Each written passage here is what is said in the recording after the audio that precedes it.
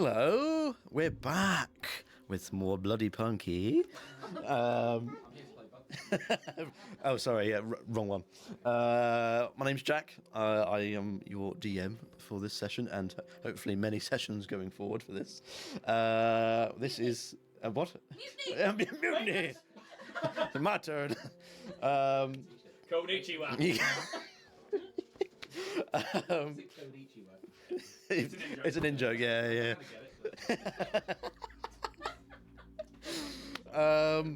So this is Dragonborn Industries, and we have a few sort of show supporters and what's the other word? That's the one. So first off, Warrior Prince 3D. I mean, who wants to talk about Warrior Prince 3D? He's a great guy. Yeah, that's a good start. I love it. Off him. He'll do anything for you. He'll anything. Yeah. I'm trying to sell someone's business. Anything. I mean, it's definitely like corporate shit. Corporate shit. Warrior Prince 3D, your one-stop shop for anything 3D printed. High-quality 3D prints, cosplay items, miniatures, terrain, and more. Go to www.warriorprint3d.etsy.com where you can use our permanent code to the stars for 10% off your basket. Shit. Nice. Getting in there. It's alright. Smack me out. Don't worry, young Padawan, we will get you there. She fucking got you. Ooh! Shit, I'm dude. like fucking Mace Windu, like, fucking watching from the side, like, this fucking wannabe. But I like doing that, because like, I know that obviously, like, during the other shows, like, people have got their jobs, so I just love throwing it to you in Tams and just being like, go, and you're like, what the fuck? We can't hear you guys. Hang on a minute. Jack is nice and loud. Let me come around and have a quick look. We're sorting it out. Sorry, guys. Oh, they're on mute. Right. Should we start again? Hello! Right. Alex! Yes. No, well, so I was just saying about Warrior Prince 3D, and Steph was doing some corporate shilling for us. Cool, there we go, we're all sorted. Warrior Prince 3D, Rich is fucking awesome. He's been doing all the minis for our Starfinder campaign. And Let's not throw gang signs, guys. and obviously this Bloodpunk campaign as well. But go check him out. He does all sorts of stuff, minis, terrain, any of your 3D printing needs. And you can use our code to the stars for 10% off. And he's just an all-round lovely guy. He is a lovely guy. So Who you can find at warriorprince3d.etsy.com. that's the one. There you go. And if you're going to throw money out, I'm gonna swoop in. Swoop in, Ooh, mate. he's Like, swooping. Twitch. If you've got Amazon Prime, just a regular Amazon Prime account, you can sign up to Twitch Gaming for free. With that, you can then come onto Twitch, you can hit sub and sub with Amazon Prime. You will get a free subscription, which just basically, one, it sends money to us, which we can then use to buy more equipment for the studio and stop having like microphone issues like we just had. But also, you know, it just helps us with the algorithms and stuff like that as well. So use that Twitch Prime sub. Also sub up on YouTube, because once we hit that 1,000 on YouTube, we are going to be doing a giveaway for that Diggy Hole dice, which is the only one that will be going out into the world. The other two are owned by my kids. I will not make another one. That is the last one I will make. It was a unique one for the world. So sub up on both Twitch and YouTube. And we have a few other sort of show supporters. Yeah. Of course. We'll go with Roll and Play Press, who we've got some books around here. These ones here. Do you want to use the book? Oh, Do it. Oh, here we go. Here we are. He's in the book. There they are. Which one should we go for? Let's go for this one. Oh, what have we got? The Game Master's Sci-Fi Toolkit. Love it. I'm just going to scroll to a random page. That's not a page that we can use. Who's got a D100 spare right now? Yeah. Oh, Ian's on. D100, please. 91. 91. So this is a swing and a critical miss. So on a 91, you swung wide and missed. Is that all you got? Oh, little things to say when you miss. Nice. Let's do another one. Alex, have you got your D100 ready? Well, probably not D100. I did have. I kind of messed it all up in rage. So, actually, give me a D12 if you can. He was just fucking loaded. This is mate. a desert. Don't change the rhythm on him. Desert. 8. 8. Okay, this is a desert encounter for an 8. The party realise the plants and clouds they see are repeating on a glitching loop. The scenery is a simulation. Oh, I really like Yeah. that. That's a really nice plot hook, actually. Roll and Play Press, go check them out. Really awesome. Just cool. Really Look. handy to have We also have a code with them. at your whim. Indeed. What is the code? Dragonborn 10. Well, there you go. Use that discount code to get 10% off your books. Indeed, I've been indeed. saying it for a past, what year? God, it really has been a year. Yeah, fuck me. 3 episodes in a year, Jack. Good going. I know. Really get in. Lazy bastard. We also Dude, too far. we also have Loki battle maps. We've got the little deck of mini insults, but we'll leave them to the Starfinder campaign because that's where we like to do it. They do some awesome stuff as well. Go check them out. And also Battle Systems, who are doing terrain, sort of really high quality, quite thick. What would you call it? Like Cardstock. what was that? Cardstock. Card stock. I don't know these terms. Now, if you Forgive had me. to put an amount of C's on that thick, Jack, how many would it be? I mean, for these guys, probably at least 4. Oh, damn, Thick. son. Thick. Indeed. But they do really high quality stuff, and they're fucking awesome. And they got their own little board games that Ian and I unboxed one, Maladoom, the other day. We really did. And I can't wait to play that shit. It looks so good. Yeah. That looks real fun. It does really fun. I think what's nice about it is, and like we said in this video, like Jack pointed out, it's like an RPG in a box. Like Yeah. quite literally, it's Yeah. everything you need. I'm gonna get the minis primed up this week, or start hyped. thinking about it. Hyped for it. So There's links in chat to it all. yeah, I think that's everything. Is that everything? Got any banter? Anyone? Would you rather Oh, here Oh we go. god, Here there we it go. is. eat strawberry ice cream for the rest of your life, and that's your meal, breakfast, lunch, and dinner, Jesus. or Or strawberry ice cream can never touch your lips again? Oh, that the one. latter. That one. Yeah. Yeah, that one. 100%. Yeah. Why would you go for strawberry ice cream? That is like just not These not are a hard things I need question. to know. In all fairness, I can't ask my usual ones because people will just be like, "That's offensive." Can't say And you're probably that. right. Yeah, I have to be careful. I would take the ice cream, guys. I wouldn't like to get rid of strawberry ice cream. I would What, like you to No, keep I want to wouldn't eat that miss for it. the rest Is of it- your life? How and nutritious anything is that? You probably wouldn't last very long. it. Yeah, but I mean, I could live off McDonald's for the rest of my life, and it's probably got more nutrition than a McDonald's. I don't know. We're not I don't sponsored know. by McDonald's or don't Monster, know. but if you do want to, I do live on you. You should get a lettuce in a burger. Well, there is that. Is it really lettuce from McDonald's because it's warm? It's close. it's not- lettuce it's than not varm. lettuce. It's warm. I think we should just get in. Yeah, Yeah. just innocent. Get in. Just innocent, get in. Right, let's Go get in. some music going now, shall we? Stop. I stopped myself before I said the really bad thing. What was I? I want to know.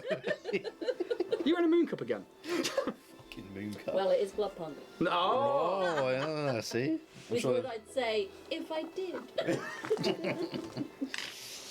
So, let's do a little recap of what happened last episode.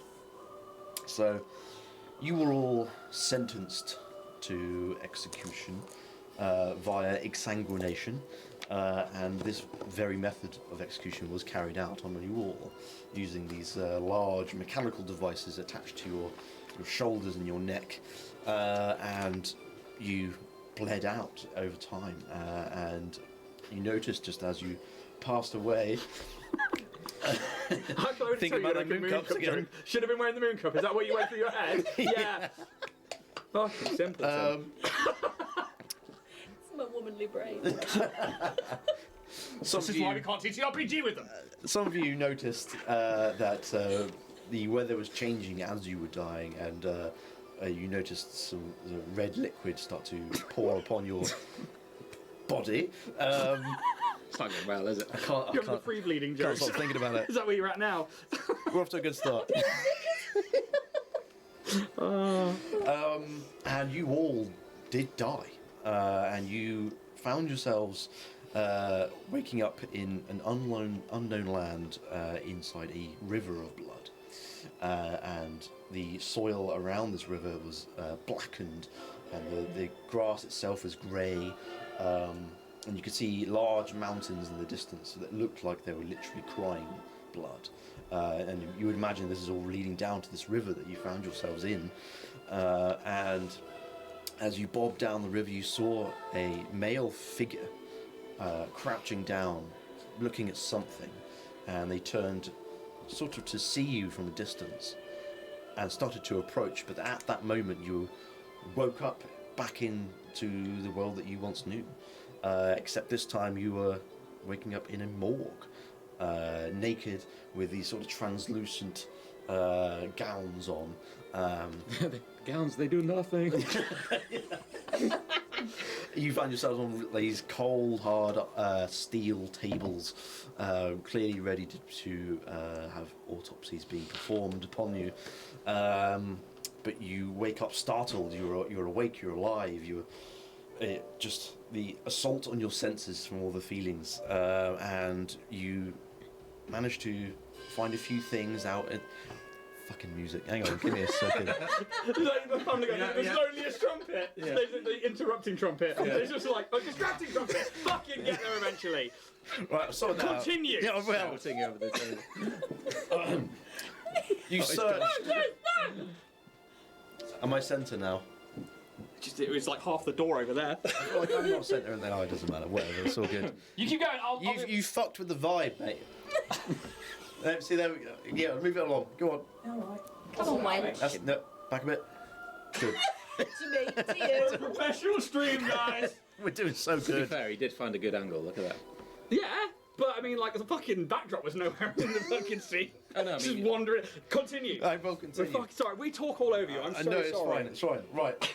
You wake up in a morgue. Blah blah blah blah blah blah. You find some basic clothes and some sort of sharp implements that you think you could try and defend yourselves with, and you make your way out of the morgue into the corridor, trying to sort of just piece where you are. Perhaps maybe your stuff's around and try to find it. Unfortunately, the guards find you, and you end up in a little bit of a tussle. And severely wounding one of them. I think one of them had some sort of scalpel sort of thrown in their eye. I think it was by you, Fear, was it? Or Marcus? I think it was me. Scalpel Yeah. for you, neck for me. One of you did it. Yeah.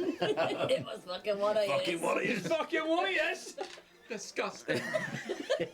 Oh shit. It was definitely the little one. And you are the little one.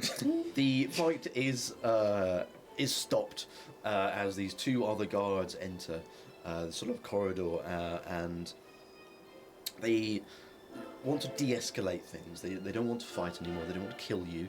And as much as you might disagree with them, you decided to go along with their idea, and they went to go and get the captain, who thus came along after a sort of 5-10 minutes, and you were then interrogated, asking quite a few of these questions, which came a bit left field. I think for most of you, these questions had nothing to do with you, but they were quite clearly trying to check where you came from and who you actually are. And after this interrogation, it was interrupted by Detective Ethan Ward, who's wearing this sort of bowl hat, trilby, not bowl hat, and this trench coat, and he's currently smoking a cigar or a cigarette, and just interrupts the whole interrogation, and basically wants to whisk you away to the royal castle, as someone wants to speak with you, and this someone being the Grand Advisor. And I think for most of you, you know that this is someone extremely high up within the rankings of Kanrath. You are taken on this royal carriage down through the streets, and it takes about half an hour to an hour just to get through all these streets, and eventually you are brought before the bridge of this royal castle, which is the only entrance and exit to this sort of courtyard where this humongous castle resides. And you are let in by these quite clearly very well armoured guards who would just not hesitate to kill you in but a flash of their weapons. And you make your way inside, and you are greeted by a butler whose name is Broick. And you are then taken inside the royal castle, and it is grand to a level that you have never experienced before. Everything is opulent and beaming with wealth, and you are taken past a large dining room where there are depictions of the founder and many higher-ranking vampires. And one little retcon of the thing is that I said you went upstairs to your rooms. You actually went downstairs to your rooms, to the lower part of the castle. That's where your rooms reside. And you are taken to your rooms, and you all have a room each, and everything is provided for you. Comfort beyond any means that you might have ever experienced before. There are baths drawn for you, and there are... I was just reading that. and for those that like the taste of blood, there is plenty of blood to be had to taste and enjoy. Also lots of wine if that's your thing as well. I think that's pretty much where we left it. Everyone having a full rest, a long rest. Am I right in thinking that we regained our gear, or did I make that up? Yes, no, you did. You all absolutely regained everything that... Oh, that's right, when we were held up in chains and the... Yes, you were held up in the storage place in the mortuary. Cool. You definitely all got your stuff back, so you have everything available to you. Sweet. Could I ask, retcon-wise, Sure. what did the founder look like in those depictions? What did the founder look like? That's a good question. So, you see just a very... You would imagine if he wasn't wearing the garments that he was wearing in these depictions, you'd probably pass him by quite easily.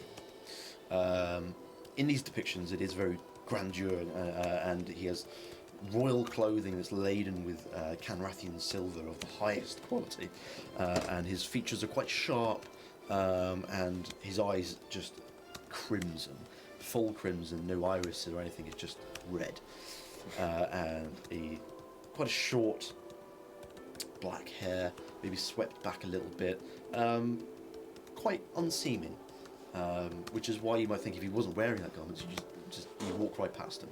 Did you say pupil size? Yes, in this depiction anyway, at least. This is the sort of the founder. The first. Yes, the founder who took over Kanrath way back when. I'm getting a good sense of where are you? Where are you? So that's where we are. What was that? You are Valorant every time dawn. currently in your own rooms. You have taken a long rest, and perhaps you wake up in your own ways. Broick said he would meet you out in the corridor whenever you're ready.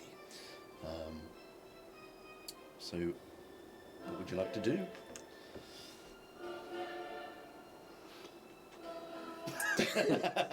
Good talk. I think when I finished resting, because this room is too much and I don't know what to do with myself in it, I'm just going to stand outside the door for hours. 4 hours. Just because I only need 4 hours of rest. The rest of the time I'm just standing outside in the corridor, just waiting. I think Broick probably wouldn't be there, fully expecting everyone to take as much time as they wanted, and even though you probably would know that you only need like 4 hours, maybe he just expected you to maybe stay in the room or something. So I think you're in the corridor on your own, just kind of keeping an eye out, I suppose. Yeah. Okay. Just in like rest mode. Yeah. And did they say they were waiting for us to come back out, or they were going to come and collect us? He would meet you when you exit. Okay. You don't know what would trigger him knowing, but he said he would meet you out. Yeah, because again, only 4 hours needed. I think you're only 4 hours as well, aren't you? Yeah. So I guess if I hear Marionette outside, he eventually Fear will, and he's so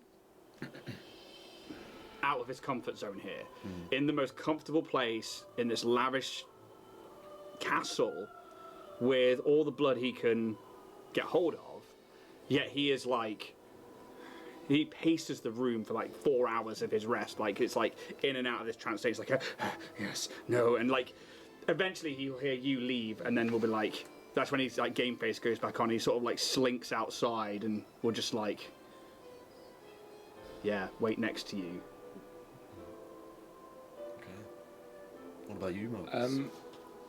I think I would spend those 4 hours very ritualistically just washing myself, redressing myself. Maybe I'll meditate for a little bit, and then I would, when I think I'm ready, I would go and join the collective.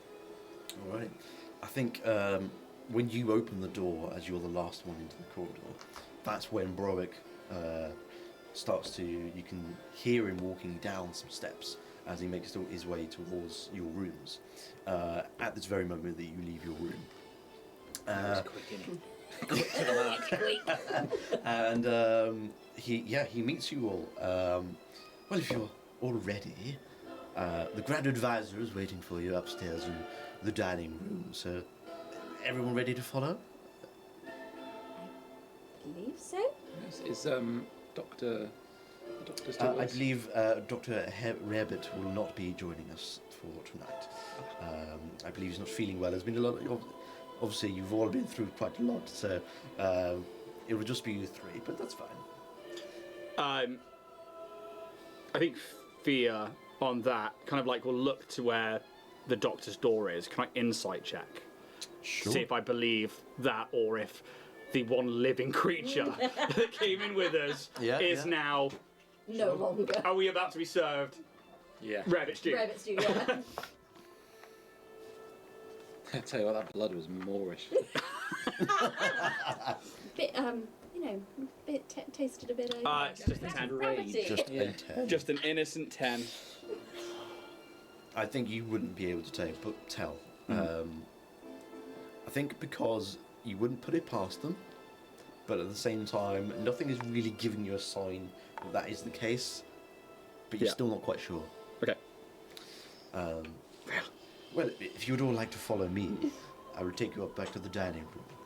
Please lead the way. And he will turn around and he'll start going back up the steps.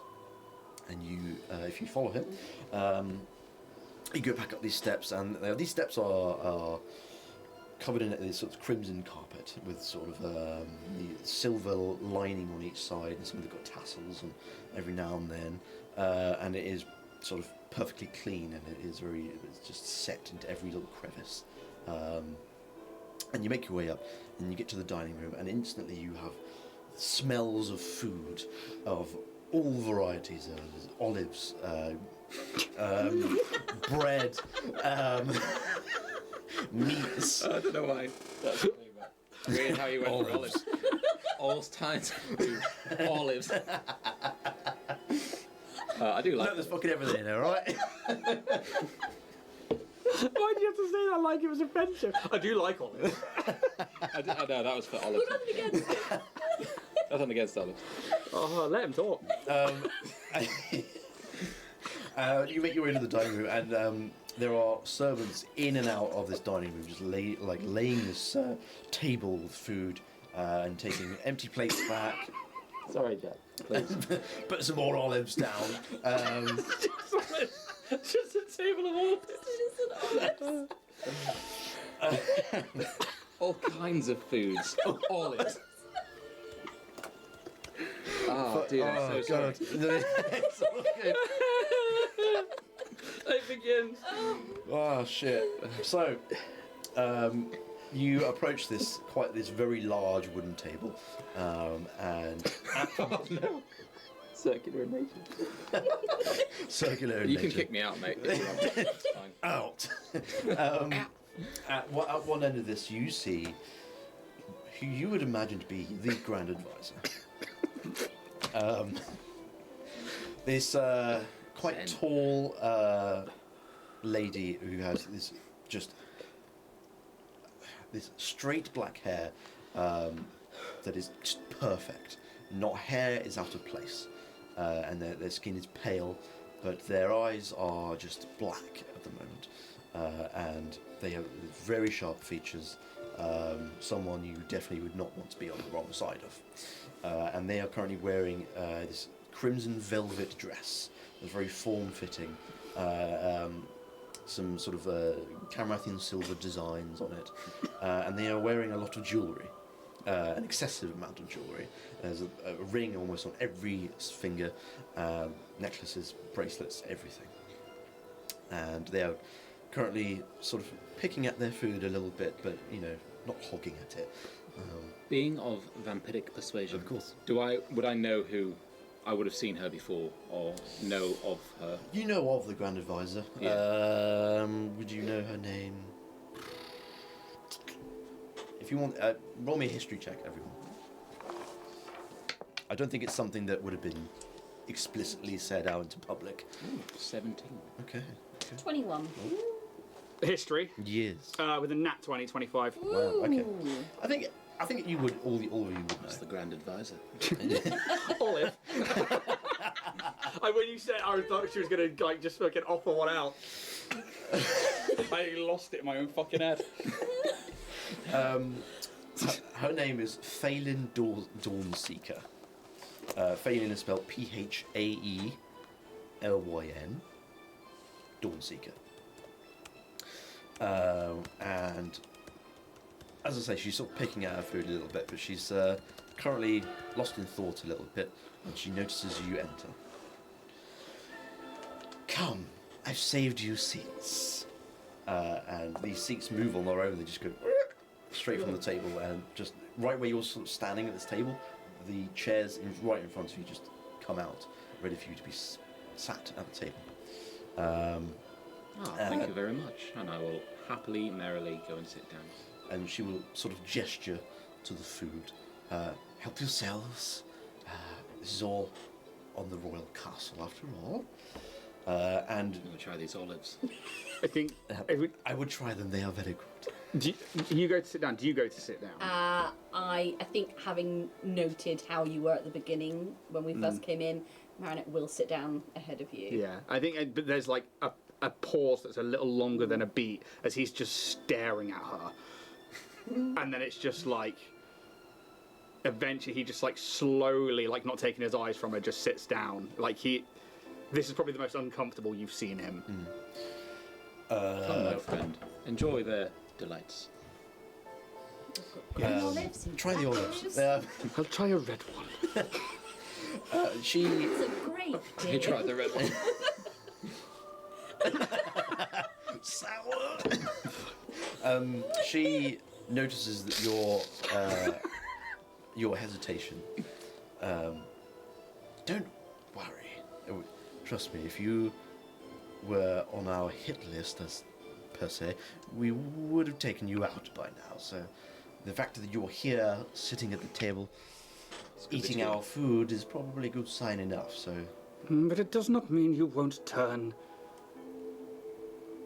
on a gold piece very quickly on us. Now, fear. Where are your manners? If you Quite, think, yes. if you think that we are swayed by matters of money, you will be very wrong. Oh, not the money. You clearly have enough. Yes. More just that on a whim. We're a bit more civilized in the royal castle. Some of the nobles perhaps might be willing to give in to their desires, but we have a certain reputation to uphold. We do things a certain way around here. It's in this moment that you have only just realised that the detective is sitting at this table. I think everything that's going on, probably your focus has been so focused on the Grand Advisor sitting at the table, this incredibly powerful figure. The detective is just kind of almost sitting in the corner, if he could sit in the corner. It's just very much in the shadows. But he is there, he is eating some of the food. He quite clearly has not bathed. And he has been drinking all the wine that is in this room. Very much indulging where he can, because why not? But he doesn't say anything, he just sort of keeps to himself. So, let me just fucking find where I was at. Give me a second here. This is the Grand Advisor speaking. Hang on a minute, I'll blasted. These servants that have been moving in and out of this room, they start to lay some plates down in front of you, and these are just bright silver plates, clean, not a piece of dirt on them. But you notice these servants are wearing these white suits with white leather shoes, purple foulards, I believe they're called, and red square pins on their collar. And just one singular sort of square pin. And they're sort of to and fro until eventually they've done their duty and they retreat, and they're all very quiet. They don't disturb the people eating, and they're gone in a moment, and you're left to your own devices in front of the Grand Advisor. We have lots to discuss, my friends. I know you've all been through some inexplicable and unacceptable ordeals, so first things first, make sure you eat and relax. And she basically just gives you time to sit down, relax, and eat. I'm gonna Denethor it. Just tomato juice. Yeah. Can vampires eat real food? I guess they can. What? Sorry? Sorry, just ignore me. Ignoring. Rude. Shouldn't have talked about the olives. Detective Ward here has been investigating the cause of the blood rain, which I'm sure you've heard much about. The detective interrupts. When I was distracted by the commotion in the mortuary, of course, I saw that the enforcers of... I'm trying to get the accent. Trying to He comes from all get over. my inner ruse. Yeah. I saw that the enforcers had placed the building under lockdown, and a group of curious citizens was standing around the entrance. I talked to the enforcers and learned that a group of executed criminals had come back to life. After a quick investigation, I realized that some of the criminals, you people, were executed at the same time that the blood happened. The blood rain, of course. I consulted with the Grand Advisor, and she asked me to escort you to the royal castle, as she wanted to meet you. You can see the Grand Advisor is a little bit miffed that the detective has interrupted her. Both Detective Ward and I are aware of the activities of a cult that deals in mystical arts deeply related to blood. I personally suspect that the blood rain was their doing. But how and why, this I do not know. Which is why you are here. I believe that you, yourselves, and the blood rain are somehow connected.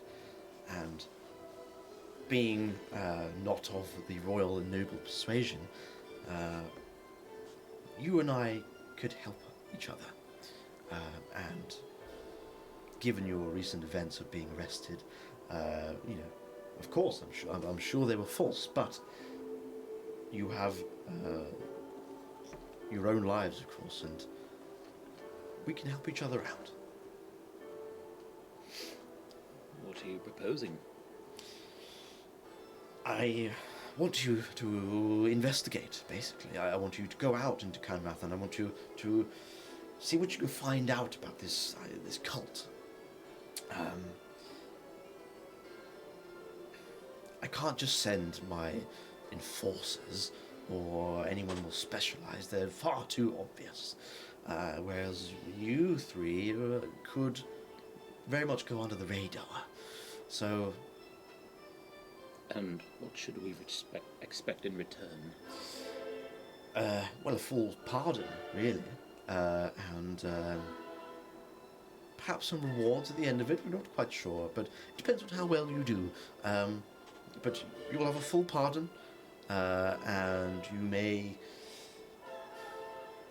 Well, like I say, it depends on how you do. And if we are to be your little rats, your vermin scuttling around the underside of the city, why? Why bring us here? Why the show? Why not just ask us from the very start when we were in this morgue? Why not?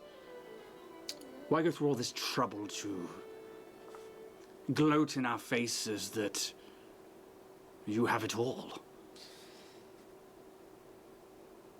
She, I think, smirks a little bit at the presumption that they would want to gloat in front of you. We did not know that you were going to come back to life. Yes, the blood rain happened, and we really still, like I say, do not know how this all come about. And as far as we're concerned, you were dead. And you were the only ones that have come back to life. So, quite clearly there is a connection there, and we need to find out why and how. The last time the blood rain happened, as I'm sure some of you might know, was quite an event indeed. Yes, one. And is there an image of the founder in this room? Yes, directly behind us. It's like, just like the founder himself who brought it down upon both enemy and kin alike. Quite. Why would I not believe that you would rain fire down upon us should we find this cult and deal with them? Would we not then pose a threat for having potentially secret information? Could you then not turn on that whim of yours and just see us executed once more? We are already, as you say, dead. Well, You got me there, partner. I believe that, yes, you may be connected to all of this, but not by your own hands. I think you, perhaps, were involved just by pure coincidence. And you have much to gain out of this, as much as we do. And I'm sure none of you want to die, do you? Not again. Well, Wouldn't be the first or the second time. So, like I say, we have both much to gain. Where do you suggest we start in Kanrath? It is a large city. A cult could be anywhere. This is very true. This is why I'm letting you... You are, well, whilst you stay here, you are free. You are not arrested. However, if you do run for us, if you leave Kanrath, we will come for you. And you will have essentially used our... what's the word? Jack's genuinely trying to find the word. We're trying to provide you with much. And you running from us will only sour that. Yes. My actual question is, where do you want us to start? We do not know the very inner workings of the lower class, shall I say. So I'm sure there will be some word about some sort of cult meeting somewhere, perhaps. Starting in the lower ends of the districts might be a good place to start. Some of the shops, some of the nearby government buildings, perhaps. We need deeper investigation. You don't have a prisoner of this cult or anything like that, just we have nothing. rumors. Well, we know one thing for sure. Blood rain happened. And for that kind of thing to happen, well, as you well know, the last time that happened, the founder himself brought that blood rain down.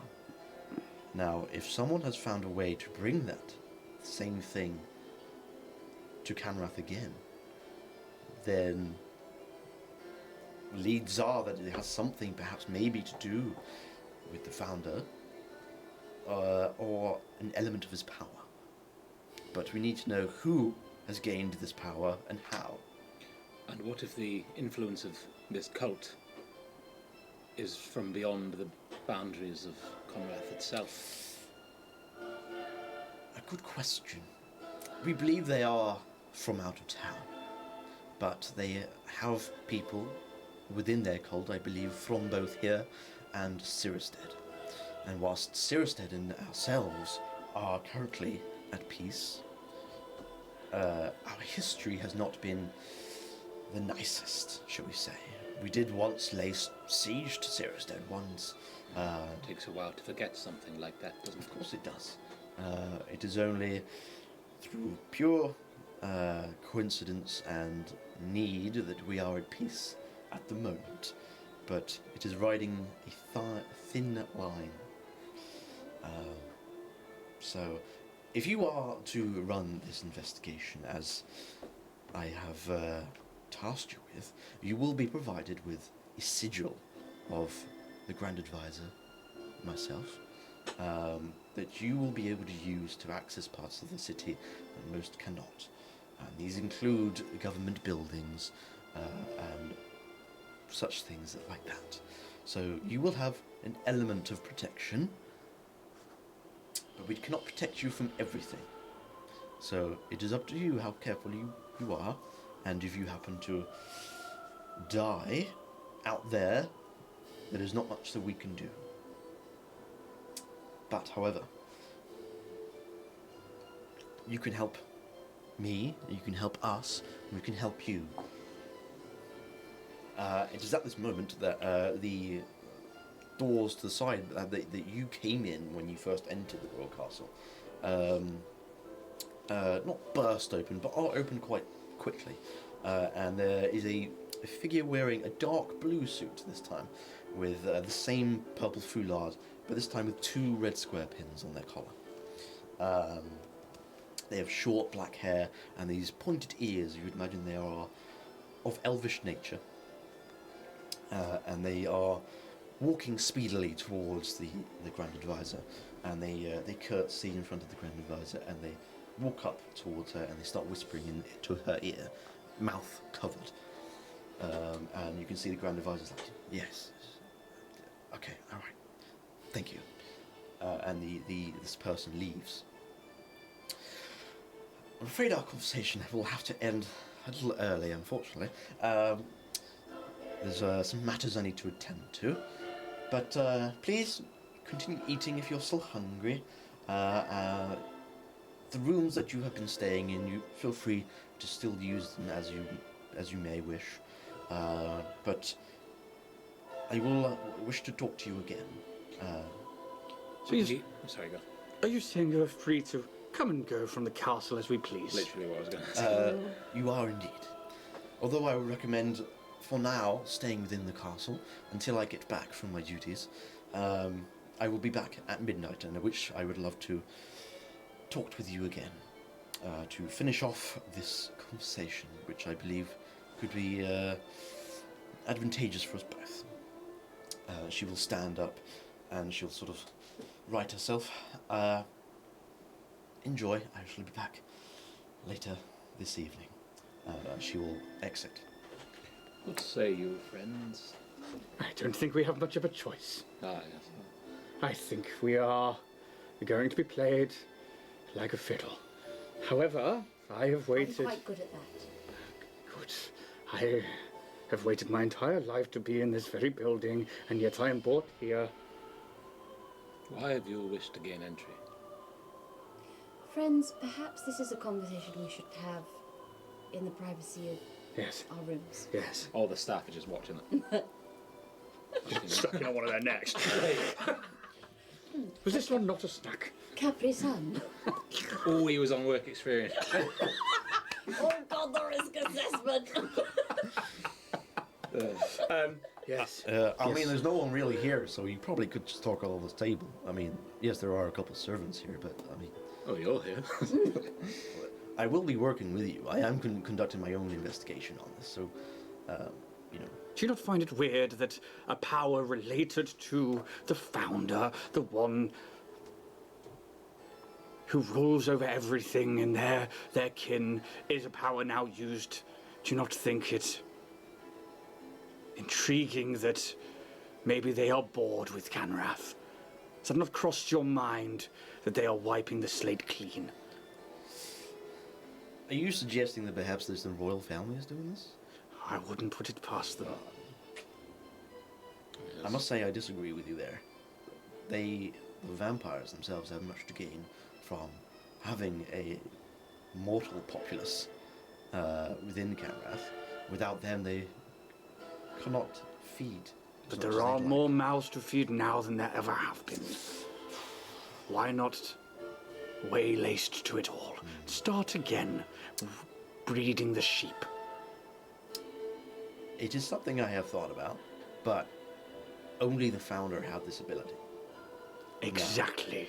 And he just looks to you both, and he just like sits back in his chair. We'll take an olive. There are many to be eaten. Marinette's is like, this looks fun. He's just going to put it to her mouth and can't go any further with it. Disappointing. Yes. It's clearly store-bought. Look, I know where you're coming from, but I must say I disagree. Just me being a fucking idiot. I enjoyed that a lot. I think we should start our investigation outside in Kanrath. Obviously, after we've spoken with the Grand Advisor again when she's back. But Where do you suggest we start, dear Detective Ward? well, I mean, I think investigating any of these sort of local establishments would probably be a good idea. Just to get a little bit of lay of land. The royal family and stuff don't really like to get involved with the immortal populaces and such, so they will only do so if they really feel it's necessary. No, don't play with your food. Exactly. I think it's more of they don't really care.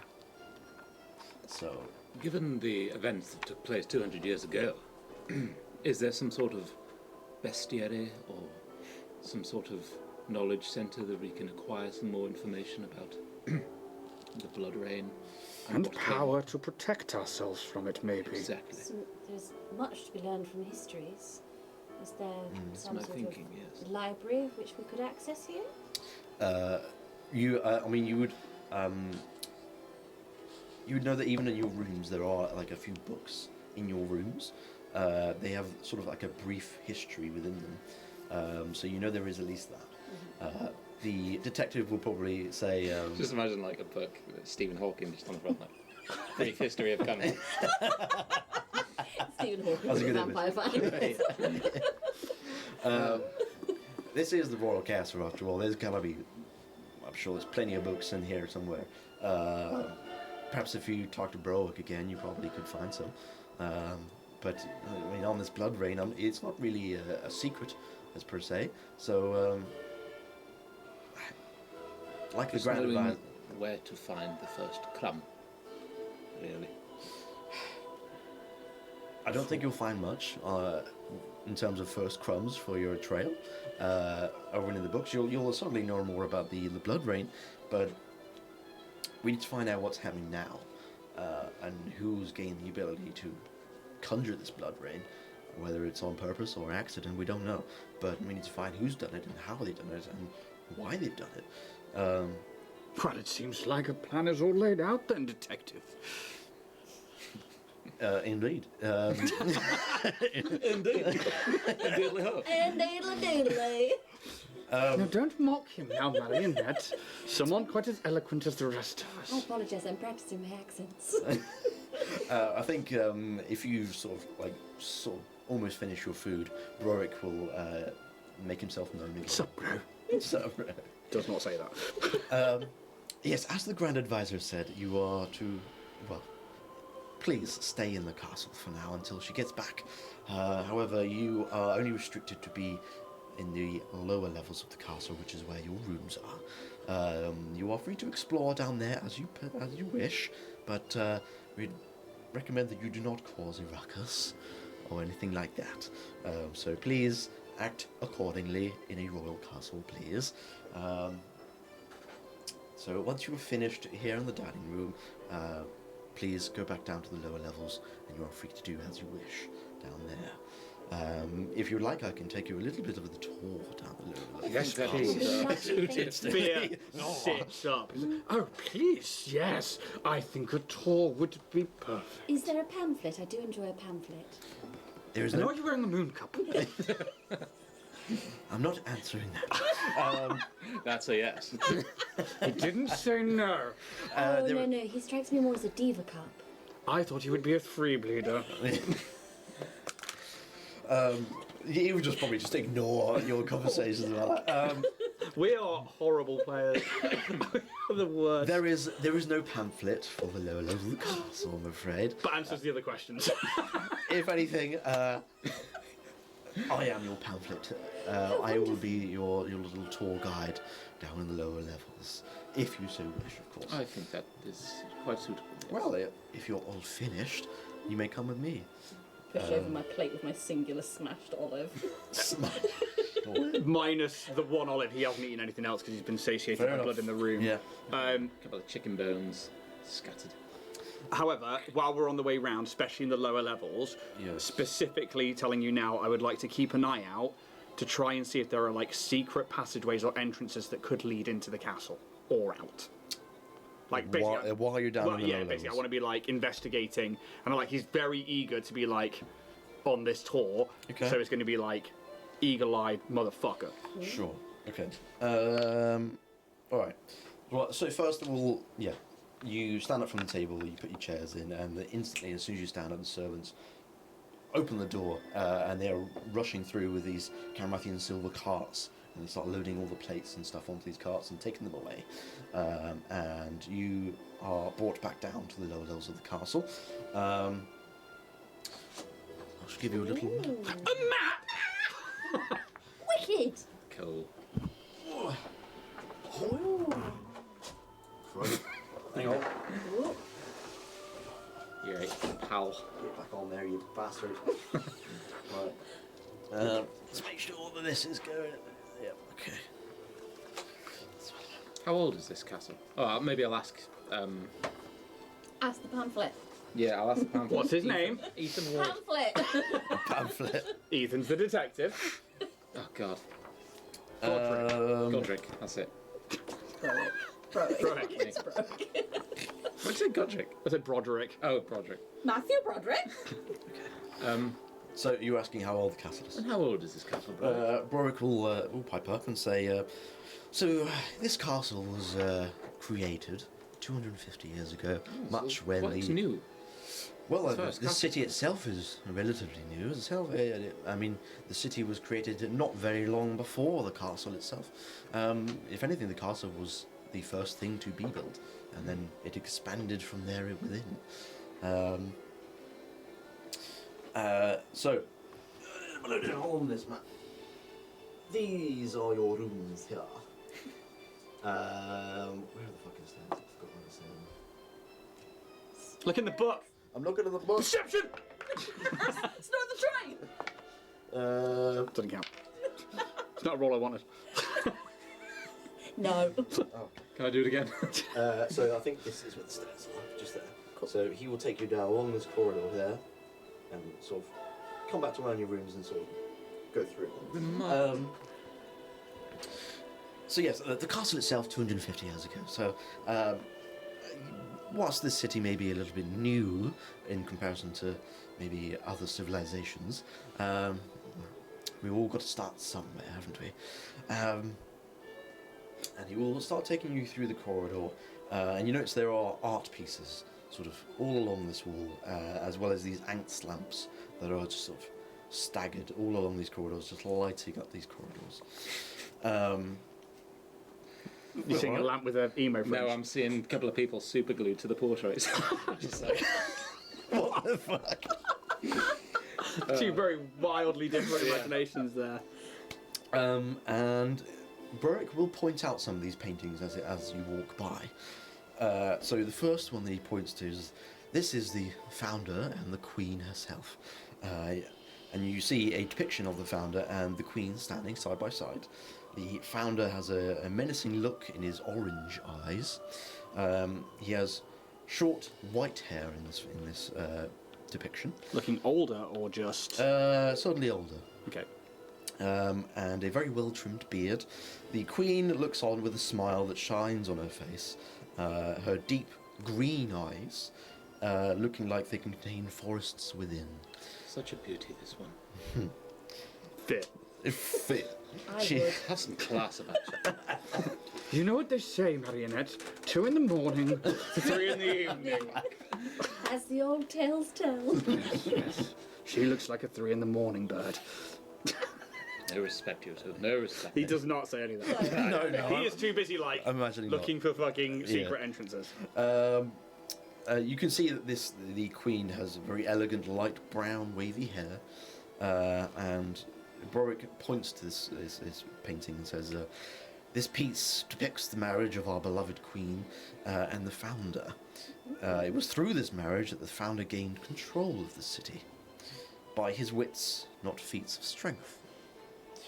And you start to move along. You could probably make your perception check now. Oh, that's a cocker. That's a cocker. Oh, it's out of the tray, it's out of the tray. Okay, perception or investigation. If you're really sort of trying to like feel the walls a little bit, As best I can as we're going past them when they're not looking, he's like looking for those. If that's what you want to do, roll a stealth check as well. Oh, the stealth check's not great. Stealth is a 13. I think. Was that a 14 on the dice before? Yes. Then that is a 19 on the investigation. Okay. I think Broick will give you a bit of a side eye, seeing that you're kind of running your fingers ever so slightly along these. Stone, is it magically crafted? Yes, the masonry is quite something. It's a castle. He will say, "Is like, you will not find anything secret down here. Trust me." If you had secrets, you wouldn't be telling us secrets now, would Well, you? that is very true. However, trust me, you will not find any down here. That you know. This is a very secure place. And I'm kind of doing this like lightly, I know, like yeah, having a yeah. laugh Yeah. at him. I'm not being like He like, retracts his hand from the wall and just kind of like carries on walking down. getting to know you. Get To know me. Bow, bro. You walk along a little bit more, maybe an extra sort of like 10 feet or so, and he points to another painting. This is the family council. And you see a depiction of the founder and his 5 children standing around a marble table, drinking blood from glass chalices. What a lovely portrait. Oh, okay. They all have like silly straws coming out of one. I was expecting like drinking out of a corpse, like family fucking. Merry Christmas. Oh my. Very Kanrath. Yes, so we see the royal family in this tableau. The founder and his 5 children, of course. This piece depicts the power of the glorious vampiric rule in Kanrath. And you would know that the founder, in his prime, turned a very select few people, and these people became his children. They're not actually his children, but he called them his children, just because he turned them. Do I recognise any of those? Yes, you absolutely would. I think. Yeah. I'm trying to remember which fucking one. History. Roll history for me anyway. Yeah. Because I'm specifically looking for one individual in particular. History, yeah? Yes. 17. Tasty. I'm good at history. Me too. It's like I've been stalking this family my entire life. Hyperfixation. You would certainly notice one of them. I think the rest of them you may not have seen quite before in any useful manner. But given your own history, one of them you would know is who's known as the first child, who is now the Crimson King. Yeah. I think I would know that. I mean, you know that the Crimson King is the one who's currently in power.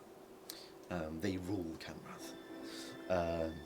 Yeah, you would certainly notice one of these people at the table with the founder is the first child. But no malevolence, no. Nope. Okay, cool.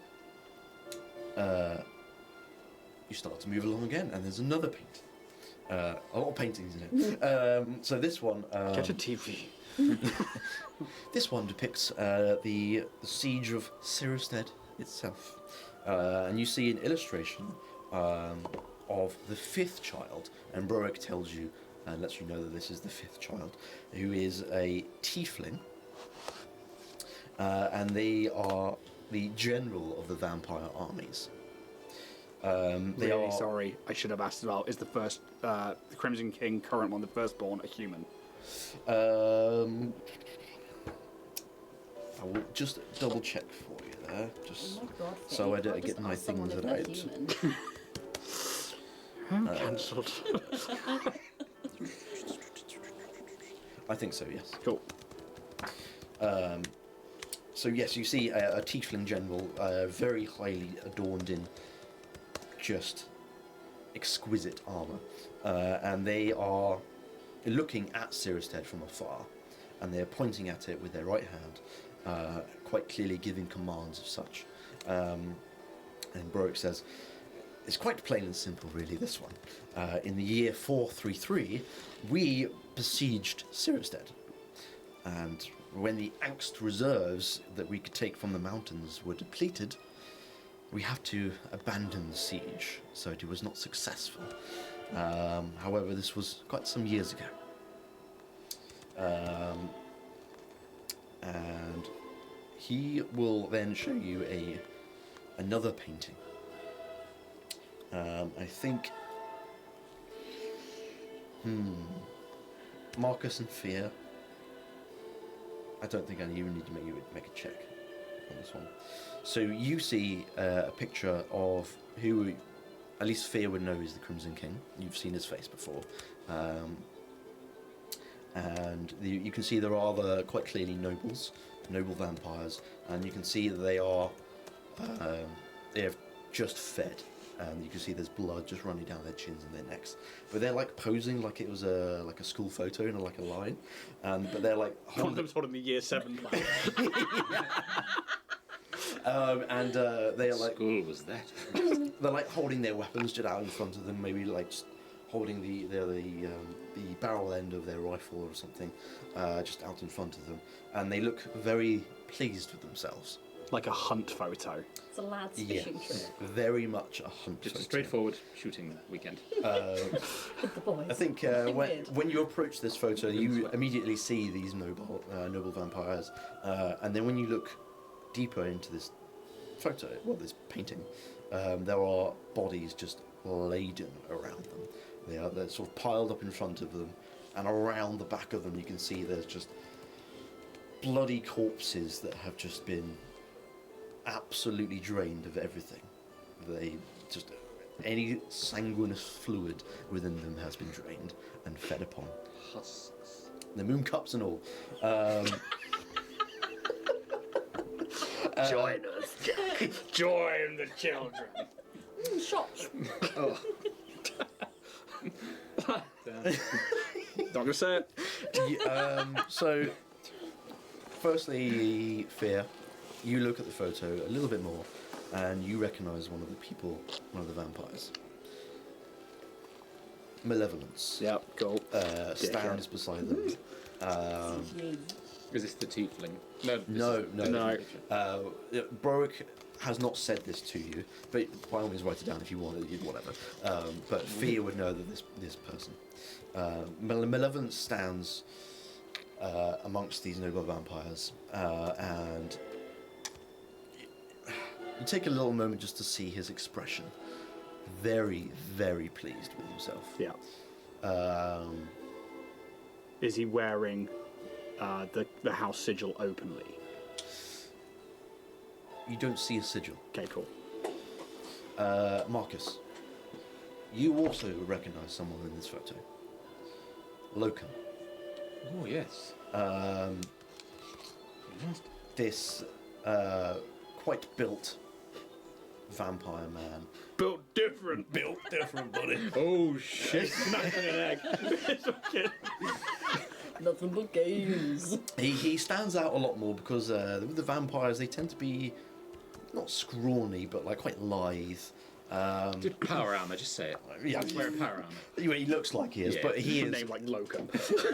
he is built like a brick shithouse. Yeah. He is a very well built man, and he's definitely the tallest of the lot.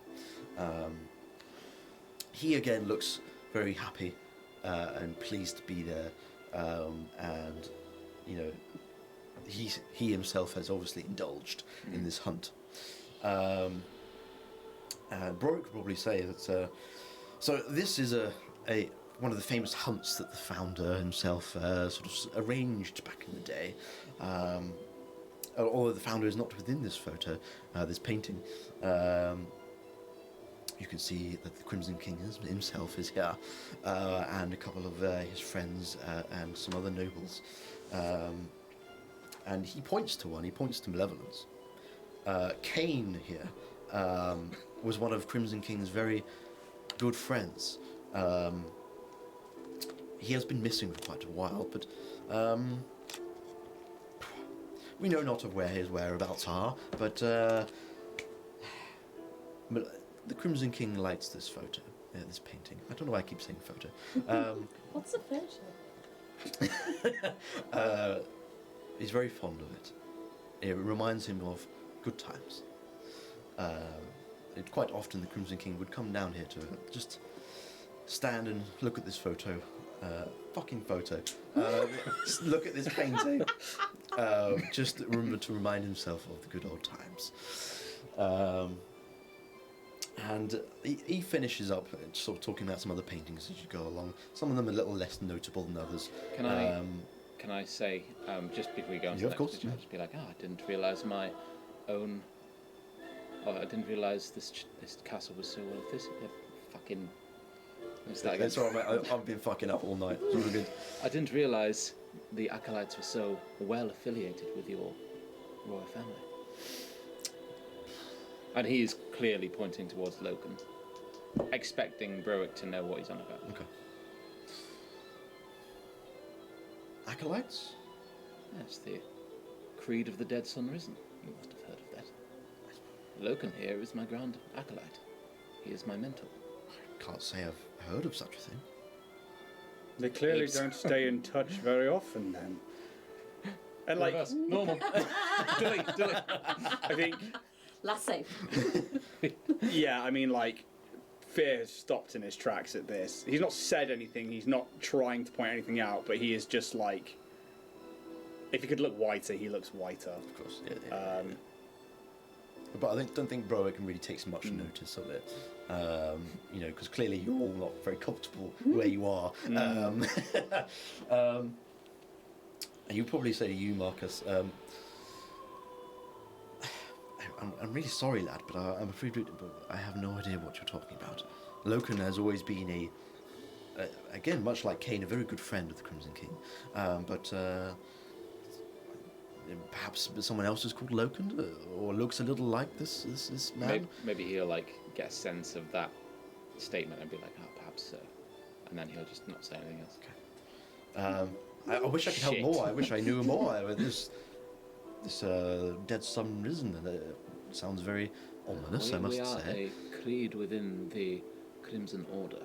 when does a cult become a creed? Yes. Funding. Royal funding. Yeah. Ah, royal funding. Yes. No, I don't know. Yes. But when was this portrait painted? Oh, well, I mean, obviously, the founder himself initialized this hunt, so it would have at least been before his very untimely death, of course. I would estimate probably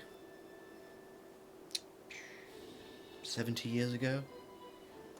That recent. I couldn't give you a specific date. None of these paintings are marked with the date that they were painted, but I've only been here so long, so... Are any of the others in this one missing? The vampires in this photo? Oh, yes. Very often a friend of the Crimson King would go missing, surely. I think you notice that he purposely tries to divert the conversation away from that. I don't think I've heard of anyone else being missing. I mean, perhaps this Loken that you seem to maybe know. I haven't heard much from Loken these days, but then again, I am just a butler. So Insight check. that. Insight check. go on, yeah. Oh! Ooh! Oh, it's good. 16. Okay. The plus 0, that's not bad. 19. Woo! 8. 8. Marcus, you wouldn't really get anything. You would just think Daddy. that, yes, Broick doesn't know. He doesn't get out much. I think for, been in this castle? for you two, you would gather that he knows something but doesn't want to tell you. I cast Charm it. You think that would work? Just slowly bite him. I'm so sorry. Don't know what happened there. Awfully hungry. Didn't get a Didn't get a morsel of. second olive. Sorry. Like I say, I am just a butler, so I don't really get to hear the very inner friendships very much of the Crimson King. He has become quite secretive of late. But who am I to judge? He is the Crimson King after all. I am but a humble servant. Can you make me a perception check as we're sort of still nearby this photo? It's not good. Painting. For painting. For painting. Painting 10. 10. I'd say you would just about notice. Because there's a fair few noble people here. A member of the Crassius family. It's sort of not at the forefront like Cain and Loken, but he's sort of a few rows behind. Maybe you just kind of like see his face, but you quite clearly see the man of the house in the background. But Broick doesn't mention him, but you certainly know the face.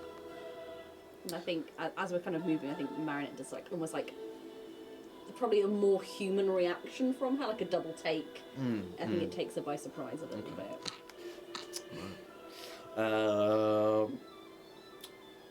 Yes, so he will start giving you a bit more of a tour when you go past your rooms again. He doesn't need to say anything about them because you've obviously been in them. Tell us all about these rooms. I don't think I will. What are the 3 seashells for? How do they work? When will you make the rooms automaton accessible? We need ramps. I don't have wheels. Why not, you stupid bastard? Stupid bastard. Wheels. Show us this, the wheel. We have all of this angst, yet no wheel. It's really not good. Okay. So before you get to your rooms, you're not shown inside the room, but you are pointed towards a door that's on the right-hand side. This one there, that room. That is the kitchen. This is where all the servants make their food for the royal family. You will not see them very much use this door in the corridor. They have their own means of getting in and out. But that is the kitchen. And then opposite to that, he will point towards. This is the just the one just before the corner, which is this one. That is the tailor's workshop. The tailor's workshop. The tailor's workshop, yes. Just get my bearings here. Fuck me. Okay. Present yourself. Okay. Would you like to be blindfolded, or would you like us to be blindfolded? Oh God, I've forgotten. Maybe a bit of a strap with me. Hang on. Oh yeah. I've got a new cock sleeve I'm ready to try out. Piggy. Fuck me. We are the fucking worst. Oh, somebody rein us in and put us down. Jack said this would be a really serious campaign, guys. Not with us around. I knew it wasn't going to be, to be fair, so it's all good. I still reckon I could have taken a 7 HP commoner through this. You proved you probably could. Oh, fuck, I can't remember. Broick would say, one of the children of the founder was, well, and still is, one of the very famous tailor, and would still very regularly make the clothes for the royal family just within this room. And you can probably just hear, as you pass this door, the whirring of some sort of machine. It's currently obviously being worked in. Someone is within this room, but you are not shown inside, just so to not disturb his work. but you would know that one of the children of the founder is the tailor, and that is his workshop. Which child is this? Do we know which? Obviously, like first, third. That's what I was trying to find out. I can't fucking remember, Cool, and I can't perfect. find the right bit. Would we know their name? Obviously, we know that the Crimson King is obviously. Do we know the Crimson King's actual name? Was it just the Crimson King, first child of the founder? Is it Cain? First No, child. that's my No. that's my child. I don't think you would. Yeah. I think you would only know him as the That's Crimson probably King. something really And embarrassing. Just over that portrait as well. Obviously, they only know him as Cain, not as Malevolence. Okay, cool. Keith. Yeah, sweet. They, Yeah. they don't refer to him as Malevolence. They No, just call him they Cain. say, this is Cain. Yeah. Okay. Cool. Crimson King Keith. King Keith, the first of the Crimson Isles. But we don't know like any of their actual names, like the fifth, the Tiefling, or anything like that. No, you wouldn't. Is the tailor called Taylor? No, but you don't know his name. You just don't know. He's whilst a very high-ranking vampire, he just isn't a public figure. Just found out he's a third child. I thought genuinely Middle child. wrote down third question mark child Nice. Taylor. Oh, nice. Yeah. Called it because the middle Bang child in. is always the creative one. Did you say what his name was? Sorry. Nope. Taylor. The Taylor. No. Taylor. T-A-Y. You just know that he. Bear O'Gilligan. Taylor. You just know that he is the royal tailor. He is very well known for his exquisite work. A little further on, you were shown. Where the fuck is it? Oh Christ! So many rooms. Yeah. Okay. He will take you all the way around to this one here. Long way bloody round. Over there is the servants' quarters, and outside you can see that there is a set of doors that lead outside into a very luscious garden with bushes, with berries and Olives. olives, probably. Oh, this castle is self-sufficient.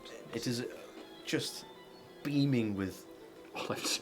life, which is quite sort bet of it almost verdant. counterintuitive with the vampirism, but it is.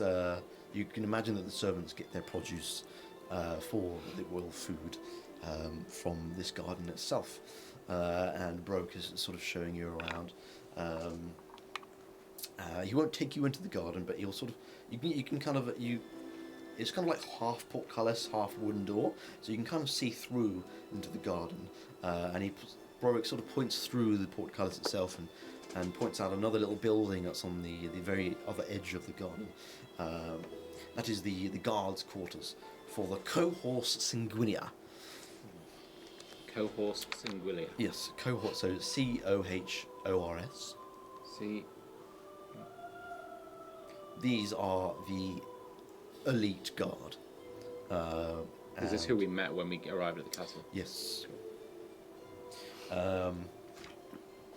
And yeah, I think the last place that Broke takes you around is, I think, this room there, which is a little bit like the dining hall that you were upstairs, but this is the lower great hall, and it is quite a large open space where there is a dining room there, and there are some more paintings around, and a couple of chest of drawers. So it's a little bit more homely and less royal in this area.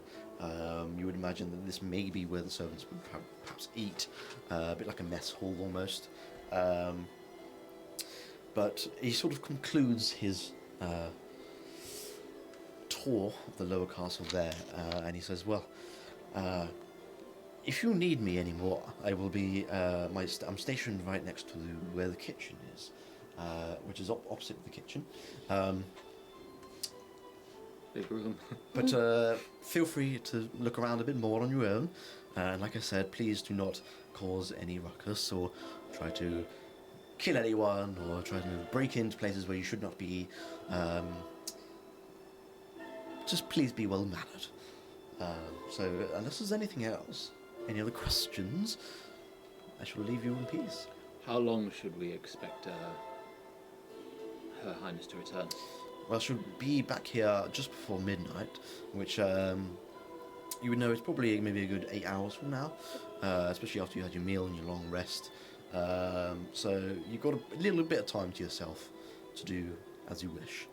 And Browick will turn away and start walking back down the corridor towards where you'd know where the kitchen is. Thank you. You're most welcome. Thank you, Browick. It's been very insightful. And I will glance at the picture of Logan. Okay. It is sort of from where you are at the minute. I'd say you're probably. I'll walk back then. Stare at it. To be fair, you'd be going past here. So all right. You've been near that photo. Yeah. You are left to your own devices. What are we thinking? Do you know many of the and I imagine we're still stood in front of it, and he's just staring at it when, like, you've already said goodbye. And it's like, do you know many of the people in this faux painting? I would expect you to kind of know my, this is out of character, where I'm from. So I'm going to say, oh, this... It's Kanrath. It's kind of... But this here is Loken. He is the grand acolyte of the Creed of the Dead Sudden Risen. He is my mentor. He plucked me from the gutters and he raised me. I didn't realise until now that he had such an affiliation with the history of this castle. And very good friends with the Crimson King. He is very skilled at his craft. He must be. I would sure love to meet him one day. Oh, I'm sure you will. And then maybe I'll clench my fist. Not really realising. Fair enough. Say a word about me, you're dead. My dad could beat up your dad. Fear doesn't allude that he knows anybody else in this photo. He's this picture. I've nothing to hide. Yeah, but he is like, yeah, and he's just like, oh, surely it would be great to meet somebody of such acclaim. And just kind of looks down the corridor towards the kitchen and the rooms. Insightful for yourself, Marionette. Yes. It was an interesting history in paintings I've not yet seen before. It's good to see new artifacts. Speaking of artifacts, I would love to get to know you a bit better. What on earth are you insinuating, Fear? Ah, well, and like, he looks at you, he's like, we are vampiric souls, yes. We carry weapons, but you, I noticed, for an automaton of service to the Crassius family, you have, well, when you pieced yourself back together, you're made with weaponry in mind. Is that not very interesting, Marcus, my friend? I've never seen the likes before. I just know a few key pieces. What sort of nanny would I be if I could not protect my charges? But I would not expect the Crassius family to require a nanny to have such weaponry upon Do them. you know the Crassus family then? I've heard. Just, like the paintings here, there are many different noble vampire families, and their names are very well The known. Crassus family are very good to me. They have always been very good to me. And I would give my life for the children under my protection. Why should I not be armed in order to protect them from any circumstance? And I confess these weapons have been little used, mostly in fencing practice with my young charge, but I would not hesitate to use them against anyone. And I think she gets a little kind of taller. Anyone who should dare cross me in that. Do I make myself clear, Fair? Oh, very, very clear. Good. I wish the children no harm, nor do I know your masters in that way, but I have heard of them. Would Marcus know of the Crassius family? Oh, Christ. He just took a back seat on that one, didn't he? I don't know, mate, would they? You justify to me. Listen, 3 olives on the table. You can make me a history check. Yeah? Yeah, go on. Shits and gigs. Oh, natural 20 for a 21. Fuck me. All Yeah, right. bastards. All of them. Children and all. So, I mean, yes, you would have heard of the Crassius family. Quite well regarded. Tended to keep to themselves. I just need to bring something up here because names. People, places, People, and places, things. and things. Well, Jack finds that. The last thing he sort of says as he looks back from the kitchen is like, "But isn't it interesting that you both have connections already to the Crimson King?" And like he just like puts his finger onto the image where the Crimson King is. To the Crimson King. And are we to believe that you don't?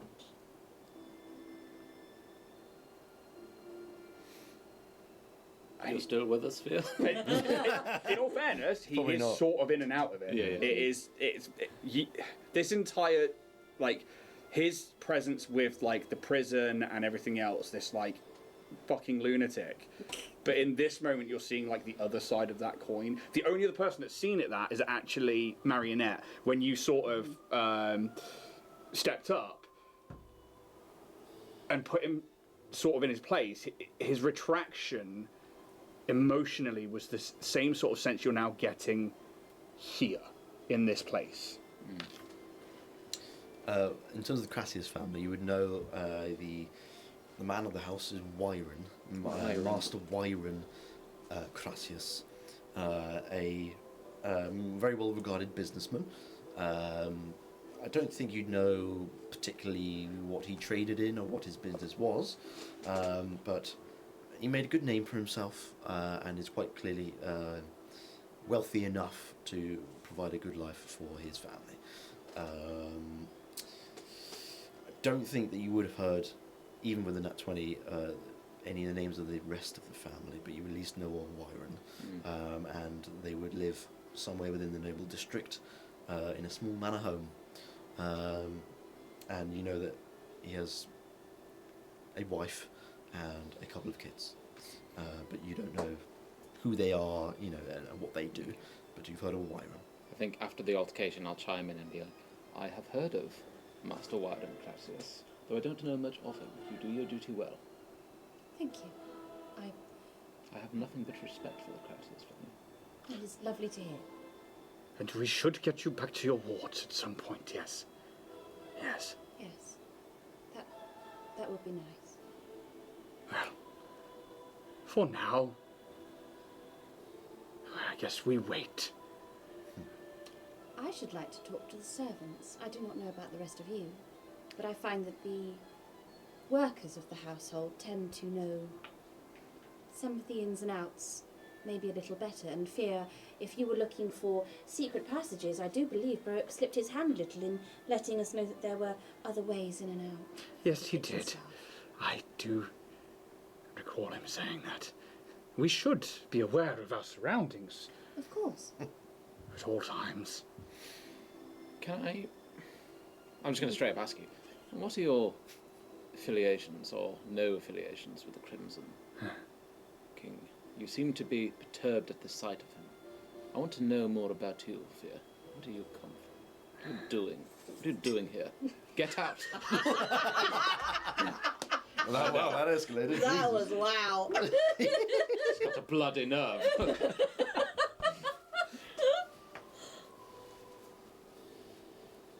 Unlike you, we still stood in the corridor at this point. Yeah. Yes, you are, absolutely. I think because he will look back down towards the rooms and stuff.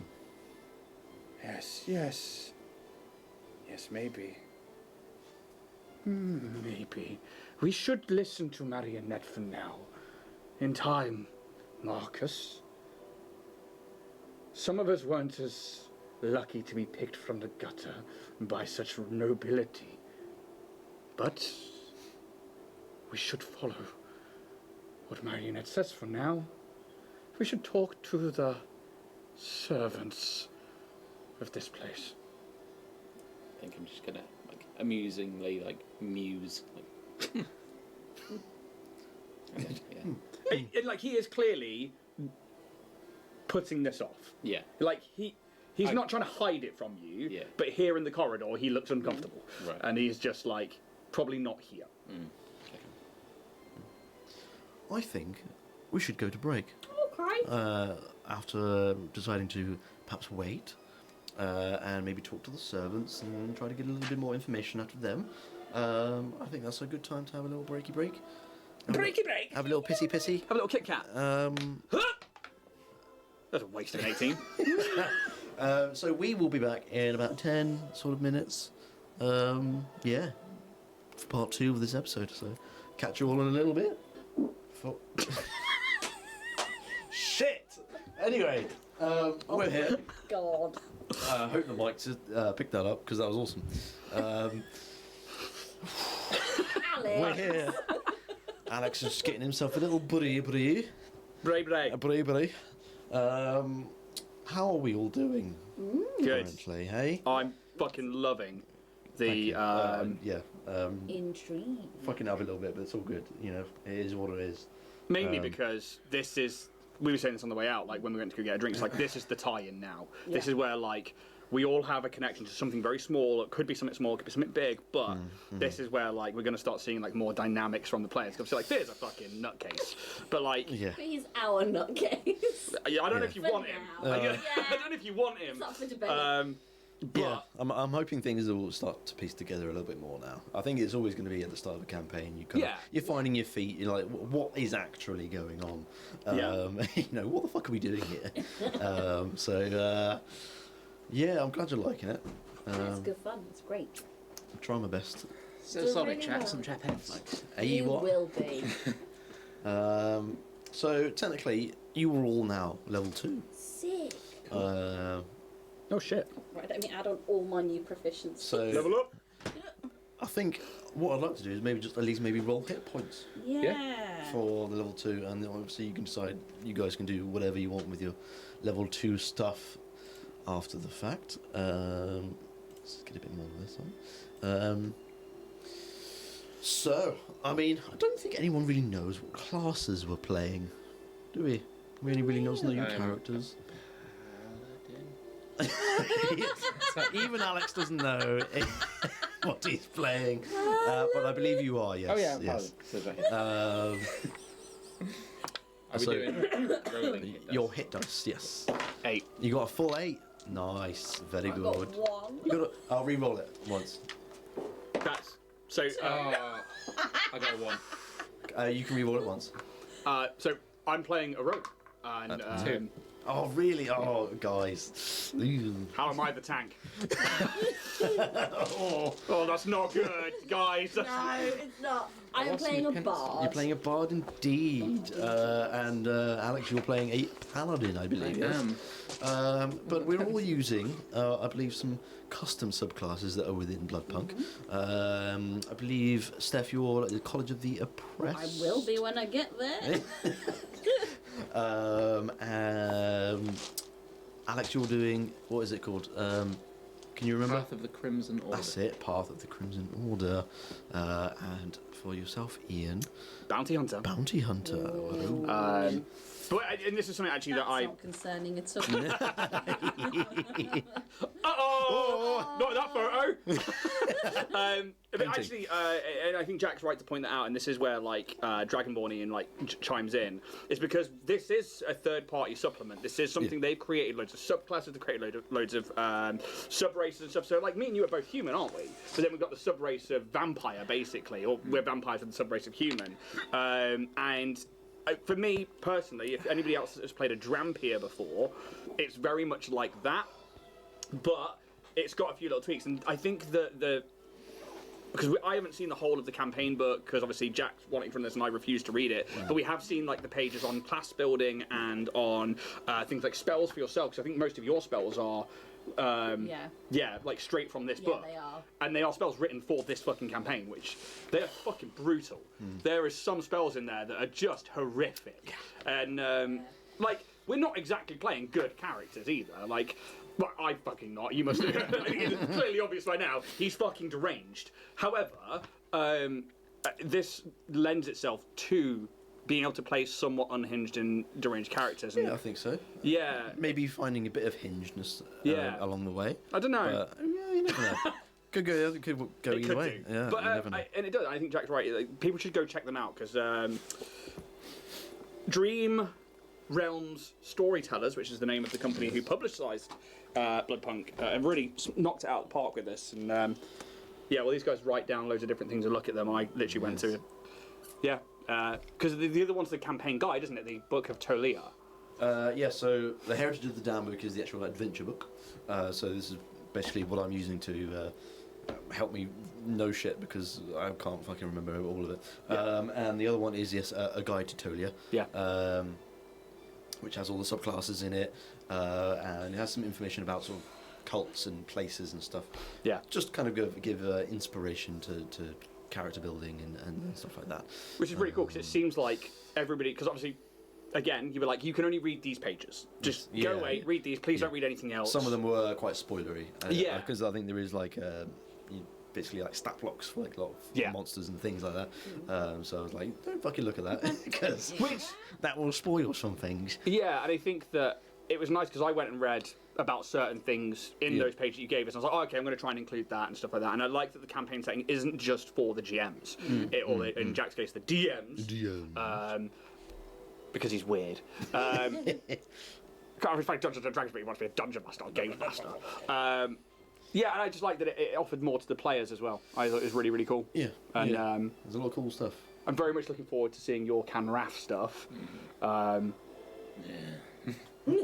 Yeah, which again is another thing that comes with the vampires and stuff like that. So, D&D handbook. I am. Give me the link if you prefer. I'm using a ton of D&D. like I So said, let me just get onto the right So- page here. Put it in Discord, isn't it? That's Yeah, working. I Very had good, to very just put a quick good. bard into D&D Beyond so I could see what all my new half proficiencies are. Alright.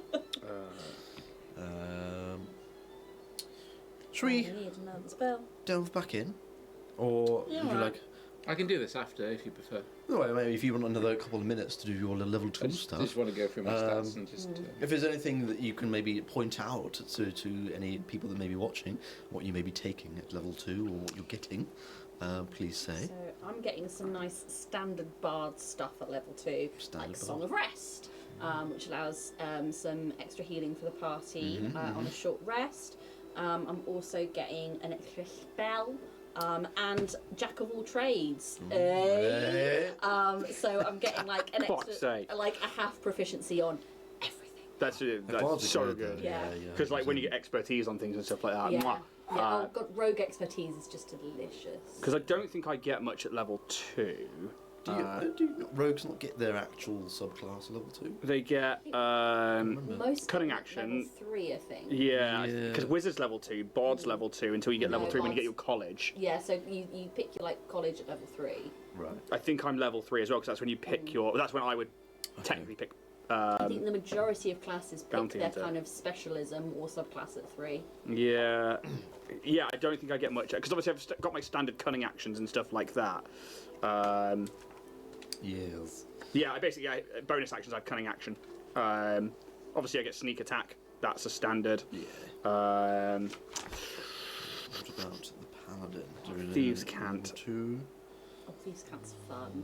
No. I love it. yeah. I'm favouring Thieves' Cant. if it's in this, I'll be amazed. Yeah. If what, You wait, never what's Thieves' the- Cant. know. Oh, I see. I think it's going to be more focused on just blood written on the walls. Blood. Yeah. Just Innocent innocent blood. Just someone's launched a moon cup at the wall and you have to read the sign of the stars. Oh, read the jeez. clots. Was that the You should go to your GP. was that the physical copy of the D&D Beyond book? A guide to Tolia, yeah. Gross. Oh, okay. Do you want Jelly, jelly, jelly. No, sorry, I can't. My phone's very slow. So I Take can't. it, 'cause I don't need Sorry. it. Right now, I just need the adventure books. Way. Way! Lads. There you go. Oh, I've got Oh, an extra you don't spell have to, slot. I'll send it to Ooh. you. We love some extra Just need to spells. know the the bit where it says like For stats. sure. Finally get to use my my Levels. bard spell cards after not being able So, to use them for it's like like 40 5 something. years. Okay. Back in Has it got bard. every bard spell, or is it just like some? It's It has most of them. It doesn't have like a lot of the extended Oh, yeah. stuff in, but it has like the core, all the cool core stuff. ones. Yeah, awesome. And then I've just handwritten all the blood stuff. Yeah, it's probably best to be honest. Yeah. Did you get level 1 spells at? Don't think so. Tell you what, I'll do this. Yeah, I don't think you particularly need a lot of any of the stuff you get at level 2. At least for the rest of this Divine I episode. just Smite. need to change my numbers because my modifiers have changed. I'll just write it down. yeah. Oh no. I think you get an extra half proficiency. Half and proficiency on That's so I think it's good. I love Bard. Is it plus 2 still at level 2 or the plus 3 proficiency? Plus 2, plus level 2. 2. Level Level 3 3 got only to goes plus to plus 3. 3, yeah. It might be more than that. No, I can't read it right there. But I remember it's plus 2 for a while. And then you're like, oh shit. And especially when you've got expertise or Yeah. Bard and you've got like And he's Jack of all like- trades and you're like, whoa! You start dipping a toe into piezo numbers. Yeah. Never quite get there though, will you? No. Like, 36! Yeah, that's normal for us. Yeah. Isn't it? but yeah, do you know, Isn't it weird being like rolling and it feels so low in this setting now, but you're like, actually this is high for Yeah. this system. it's really interesting because as a complete convert from D&D to things like Pathfinder and Starfinder, I freaking love that. Like when I put the Kyoka on the table, Tom's like, that has a plus 35 modifier to hit, and I'm like, you guys aren't far away. Like you're level 5 and you're not going to be far away from like rolling a 10 and getting a 40 something. Yeah. It's crazy that once you are trained in All one these area. houses. Yeah, but you know what I mean? It's like when you're a specialist in something, Yeah. you really, really are trained in that. Which is why I'm like, never double dip in Yeah. multi-classing for Starfinder it's or not Pathfinder worth it. 1E. You will just fall behind. That's it. And then that's the thing I've been finding recently, being like back in Civilization, being able to be like, oh, all these charisma stats that I can use. Yeah. Especially against the We standard needed you. Muggle. We Yeah. fucking need you in that. Holy shit. Yeah, but against like the standard Muggle, it's Yeah. like, oh, okay, like these are like, and I don't know we're deriving from it, but I love that like you can take like a CR, like a challenge rating 3 creature, and now you guys are only CR 6 with your level, but it's still like, damn.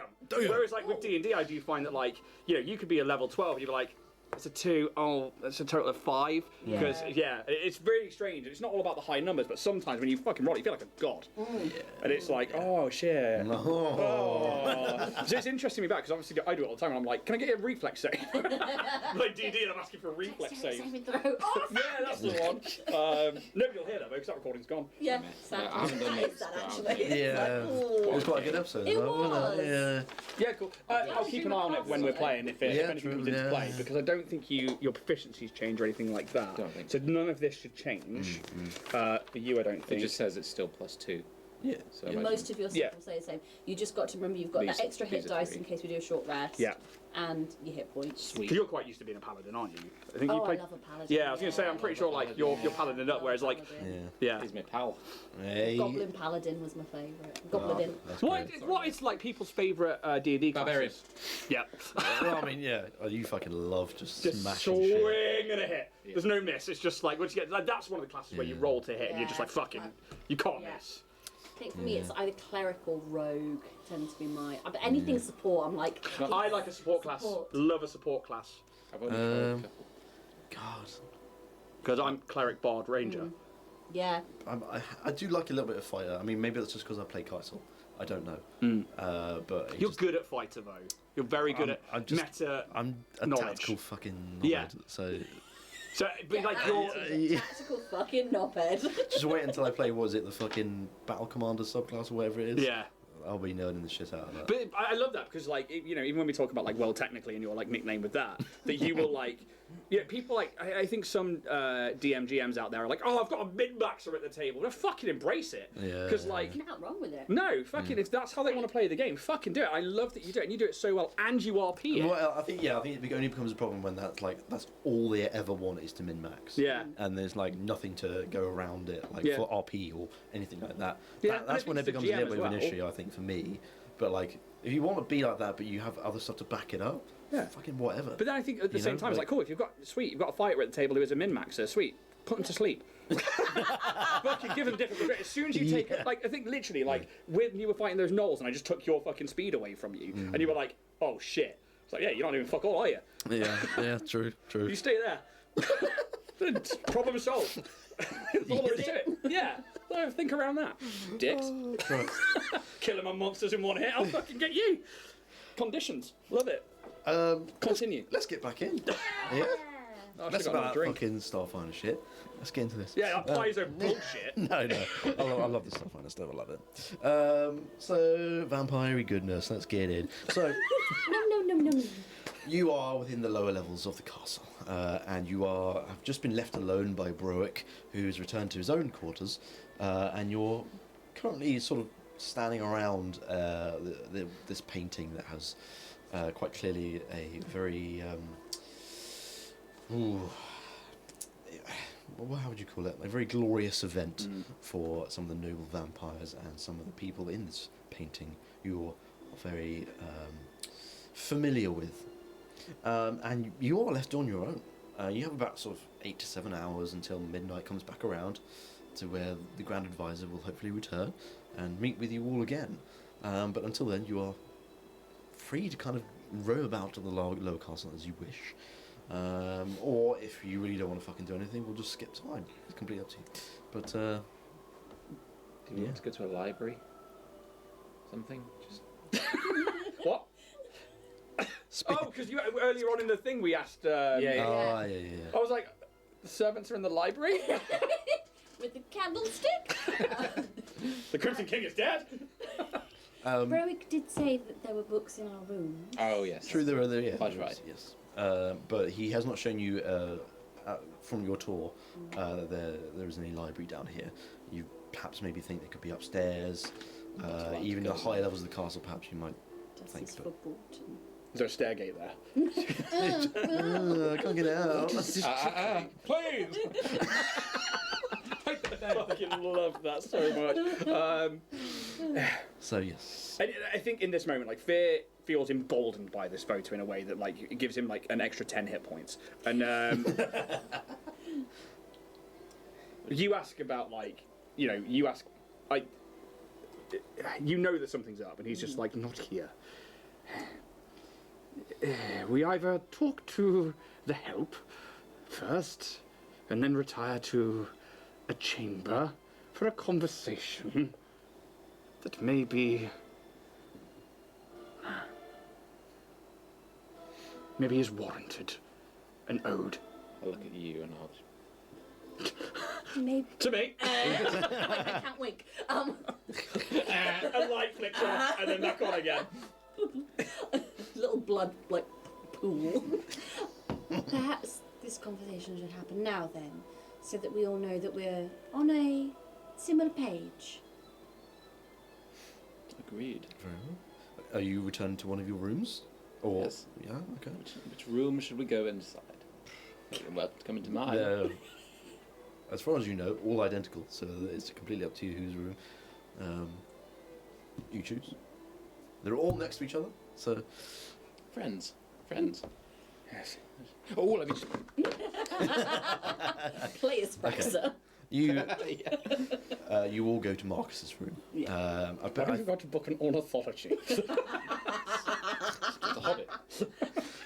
Been alive for God knows how long and these hobbies. So, as you're currently standing in the corridor with the paintings, you also have to make your way down the corridor around the corner to your rooms, and you have to go past the tailor's workshop that you've been pointed out before. Except this time you see the door is slightly ajar, and it's up to you whether you look in or whatever. But you notice that it is not shut. Can't resist an ajar. Oh, Got a jar door there, Jack. Oh my God. You can still hear whirring. You can still hear the whirring of machines. So I mean, There's machine, just something- machine to machine. I want to have a look at that. it's just something you very clearly notice on the way to your Play place. automaton. Those bots don't wear out of casings. You can see all that circuitry. Ah, that's a lot of lubricant. You know, they say they're covered in rubber. It's lovely. Okay. Are you having a look? Oh, let's have a peek. Yeah. Okay. Like, how are you looking in? Are you like Conviction. just going Conviction. straight in? Whoa. No, I think just sort of like a little peek around the door. Okay. Just to see how to look in. So I think you have to Somebody like you at the door. definitely have to open the door a little Yeah. bit more to like That's fit your head fine. through because there's only like a small gap. So you see a fairly large room, and there's a lot of stuff in here. There's textiles, there's a lot of bare metals, and these sort of cylindrical sort of machines that are kind of in the back corners. And you can see they have these sort of canisters of blood on the sides of them. And you can see it's sort of like bubbling a little bit. And it's quite clearly the blood is being used as a fuel for the machine. You can see the room is laden with dresses hung neatly on hangers out in the open, and 2 mannequins wearing unfinished pieces. There is Family of yours. a sewing table. Racist. There's a sewing table in the middle of the room with a bloodwork sewing machine. 3 new untouched cuts of fabric are laid on the counter beside it, and accompanied by 3 copper scissors, all of different sizes, very laid out in a very OCD kind of way. You know how James went and became a pharmacist in this game? Yeah, this is unlocked. I'm like, tell me about the haberdashery. Is there a dice maker around? An unhinged dice maker anywhere? Sorry, I haven't tea. But things are very almost OCD-like. Things are laid out exactly how they should be. It's my wife's sewing room. Certainly not mine. There is a stand in one of the, sort of near one of the corners that has 3 tall mirrors, kind of curled in as sort of like a semicircle. And fucking laptop's gone off.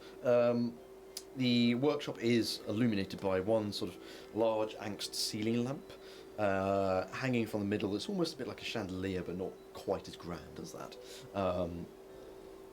And it is providing most of the light in this room, and it is by no means dim, but yeah.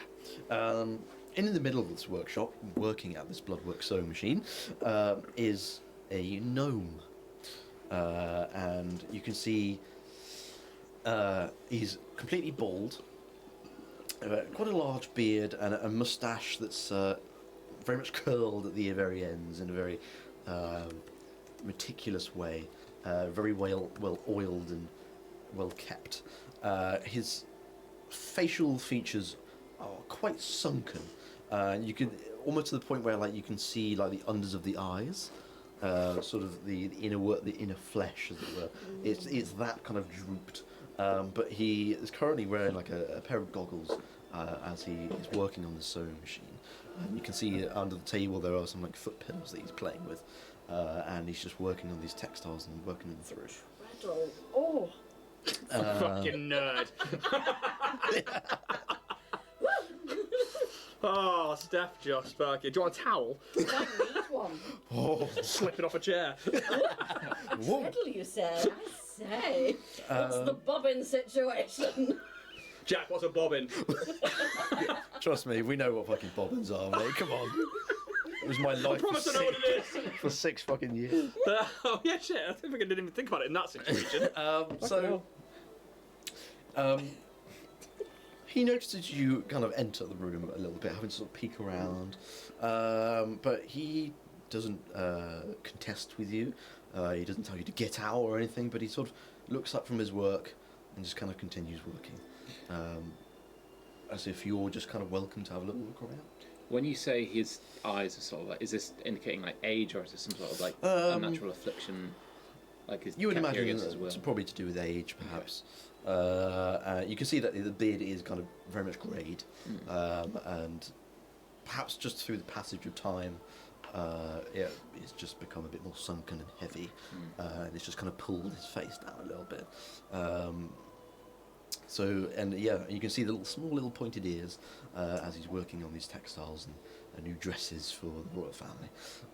But yeah, he notices you, he looks up, he doesn't say anything, he just sort of lets you be. What I'll be seeing you. And you can, as you sort of peek around the corner, do you actually want to enter the room, or? I think if there's an acknowledgement, I'll sort of like take a 100%. step. Yeah. You step in and open the door. Do the rest of you kind of enter as well? Yeah. Okay. So as you look around the door to the left, you can see there are, along that wall is there are cases for works of art that this gnome has clearly been working on or worked on. They aren't made of glass. They are. You can see like a slight shimmer over the very edge of it. You're not sure what it is. You would imagine probably something perhaps magical. But these works of art are beautiful. They're made out of very different materials. Each one of these is about 6 of these lay down. But one of them is missing. One of them is empty. And you can see one of them is made out of skin. Lovely piece. You can roll me, maybe like anyone who's seeing these, maybe a perception check. You're fucking way out. What am I doing? 12. Oh, 22. shit. Like a million. Like I think. Oh no, Paizo. 21. 21. Okay. Paizo. Okay. I think Marcus, you would at least know that one of them is made out of human skin. Okay. And I think the other ones you're not really sure what they're made out of, but you can clearly see that one of them is sort of chitinous, made of almost like bone almost. You're not really particularly familiar with the materials that might be used, but they are quite clearly visibly different. For you two, you know that one of them has this quite dark reddish sort of skin. And again, it is skin, and it is almost like hide. It is made out of pit fiend hide. And you can see another one, that this chitinous one is actually made of arachno teeth, which is... Was in that band. Arachno teeth. We are arachno teeth! As the word depicts, it's probably made out of teeth from arachnids, but it is just very much spiked all the way along the edges of the sleeves, and you can see just down the very back of it, it's just one long line of like very sharp teeth, quite clearly armor and not so much a dress of sorts, and you can see another one is sort of slightly grey kind of skin. Again, it is skin, but this time it is made out of drow skin. No. Oh. Unseemly. But this one's quite elegant. This perhaps could be worn as something you would wear to a royal dinner or a royal party. A christening. Yeah. Well, I mean, it is vampires. You never know. Bad men. These are clearly his most treasured works. Yeah, so there are just an amalgamation of textiles and materials all over the place, but he's currently working on this one sort of half-finished piece. Yeah, you are in this room. What would you like to do? The machines are just whirring in the background, and he's got... Is it, so those ones are in the cases. What's the Yes. material he's working with currently? Very much more like a silk kind of fabric. You can see he's sort of mixing in with a little bit of velvet on the underneath. Devore, love it. I'm going to pretend I know what that means. Silk velvet. Yeah, and the colours of this are just, like you've seen before, crimson red. It doesn't seem to be anything maybe perhaps like a masterpiece that he's working on, but just something that he's just playing around with. Which room is this? I believe that's this one. Oh, okay, so it's right. It is right next to Right him. close to Oh, rooms. right. Yeah, Close. right close. You were the one that came in here. I think Marionette will sort of demurely and very mindfully come a little further into the room and sort of, I think, notably sort of look around the pieces and the textiles and sort of like taking a moment to admire them and almost just sort of like, is there like a stool anywhere that's unoccupied or free? Riker in it. I'd say there's one near the three mirrors. You imagine that maybe he would sit on this as he's sort of working some textiles on a mannequin in front of the If it's that mirrors. far, I won't sit, but I'll just sort of take a moment to sort of admire it and go, Stunning. Truly stunning. I take it you're the newcomers then? We are, I suppose, yes. Well, this is my tailor's workshop. I make a lot of things here. As you can see, prize works of art over there. The drow's going to be like, clearly. I've worked with a lot of materials You're in my techie life. and I hate you. I know those pieces over there are quite unique, but it's just part of the job, I suppose. Anything you're interested in, or just taking a little look around? Oh, My friend here wished to come in then. I just heard the machines and got a glimpse of your beautiful work, and I do so admire pretty things. Thank you. It's been a while since I've actually had my work. I appreciate it, to be honest. Ever since the founder passed away, my good friend, he was always the one I could rely on. But just I like to keep it to myself these days and work on my pieces and give it to the royal family whenever they need it. But as much as I like it down here on my own, it does get a bit lonely. So. Did he say what his... have you said what his name is? No. What's your What's his name? fucking name? Barry. Barry. Yeah. Barry. Buddy the sailor. To be fair, he probably would actually introduce himself. I think he'd say, Roll and pray. I suppose you probably wouldn't know who I am, just because I'm not really a public figure. I like to keep to myself, like I say. I am the third child of the founder. My name is Dolmin Palehide. I've been around for quite a few years. When the founder turned me, it was at least probably just over 200 years ago now. So you could probably see it in my face, to be honest. Don't look a day over 150. No. It's awfully kind of you. What's your name, sir? My name is Marinette. Very nice to meet you, My compatriots. Marcus.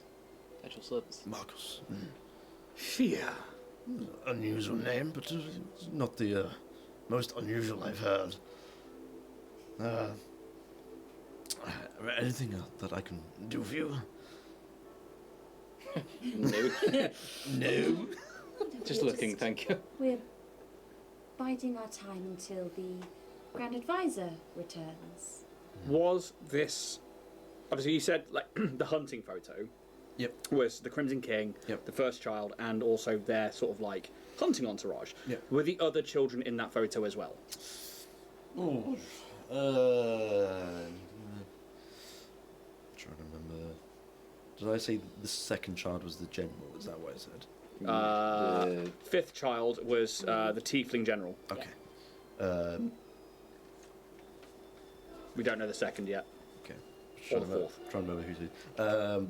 I think the fifth child would have been there. Okay, but not this guy. Not this guy. You would imagine it's just probably not his thing. Like, Yeah. as much as a vampire as he is. Ian's checking for fear. Yeah. Quite a low place, surely, within a castle for a man of your grandeur, being a direct child of our poorly deceased founder. Yes, indeed. When and is it common knowledge that the founder is deceased? Oh, 100%. Yeah. Okay, cool. One of the paintings that you had been pointed out was the coronation of the Crimson King.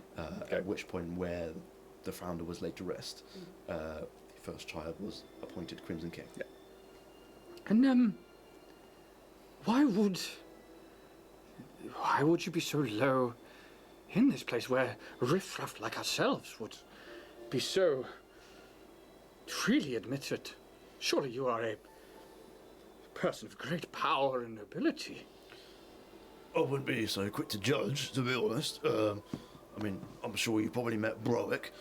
He's a you know, as much as he's not part of the actual royal family itself, he is still a quite well-regarded servant of the royal castle, and he has his quarters down here. And yes, my quarters may be upstairs, but I like it down here. I like to work on things. And upstairs is it's a little too opulent for me. I like to get a little bit rough and ready, but the things I create, I like to create out of raw materials. You know, I hope you kind of understand where I'm coming from. Oh, I'm not a craftsman. I wouldn't dream to know of such things, but it appears our well-crafted friend, Marionette here, is... well... Crafted? crafted. Yes. Forged, I think, is the term more apt. As much as I'm not a forge master, you look a bit like an old model, if I don't say so myself. Sir! Our automaton never tells. No, I am, I believe, one of the older models, yes. You seem to be in remarkable order, though. Well, I have maintained myself, thanks to the generosity of the family I serve. Do you have anything upon you that might tell someone of his stature what family you work for, or worked for? I think if you looked carefully enough, I think now she's kind of brassoed herself a little bit, and not taken a bath because death. It is those kind of times. Yeah, true. I think you can see like this filigree that kind of covers her copper frame, which is she's kind of got rid of some of the excess oxidization and things and cleaned herself up a bit. This filigree is completely covering her framework, and it's all intricate, like almost like lino illustrations of like children's stories and folk tales. And I think if you looked carefully enough, just across the heart would be a small symbol of the Crassius family. Okay. He did roll quite high on his perception, so a noble family. I believe, judging from that crest, Crassius, was it? Yes, I am in servitude of the Crassius family. I know that Master Wyron used to be a friend of the founders, but not a best friend or anything like that. I mean, I'd like to think of myself as the founder's best friend, but... But he was a friend I love him. of the Crimson King, if I'm not mistaken. They were hunting together with Locum, your esteemed benefactor. Whilst, yes, that painting was of the Crimson King, he definitely mentioned the founder, and you don't know what that means, but perhaps you could be friends with both people, you know. No. If you're in the right, if you're in the right sort of circle, as quite clearly Wyron has been, it's not out of the realms to have known both. But, Ian's forgotten what he was going to ask. Come back to me when I remember. Of course. Yes, he's just pulling a stone out of his fang. She's got two olives on his fang. But you definitely mentioned the hunting painting. Yes. Yes, well, some of the noble vampires have been around long enough to know both the Crimson King and the founder himself. So, yes, that painting is quite a unique one, I admit. It's interesting, is it not? I think it's interesting that not only does it show the station of the Crimson King, but instead of the structure of the family or the nobility, but the humanization of friendship. Isn't that interesting? Yes. Yes. Did you know many of the people in that painting? Do you know? Like Lord Crassius? I don't think I've had the pleasure of talking to Master Wyron, but I definitely know of him. I know he made sort of quite a name for himself in his business, but What kind of business? And I'm going to ask him and not you. okay. Yes, I'm don't going ask to roll for a little help. check. I'm going to roll a little check for him to see if he actually paid any sort of attention to it.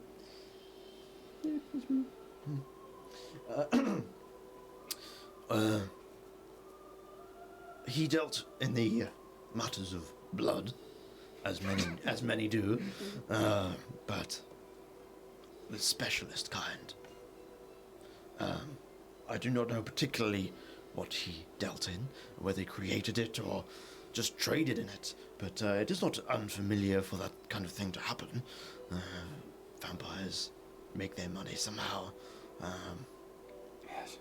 But after all, those vampires need blood after all, and there's a great deal of it around, but only some of it is worth tasting.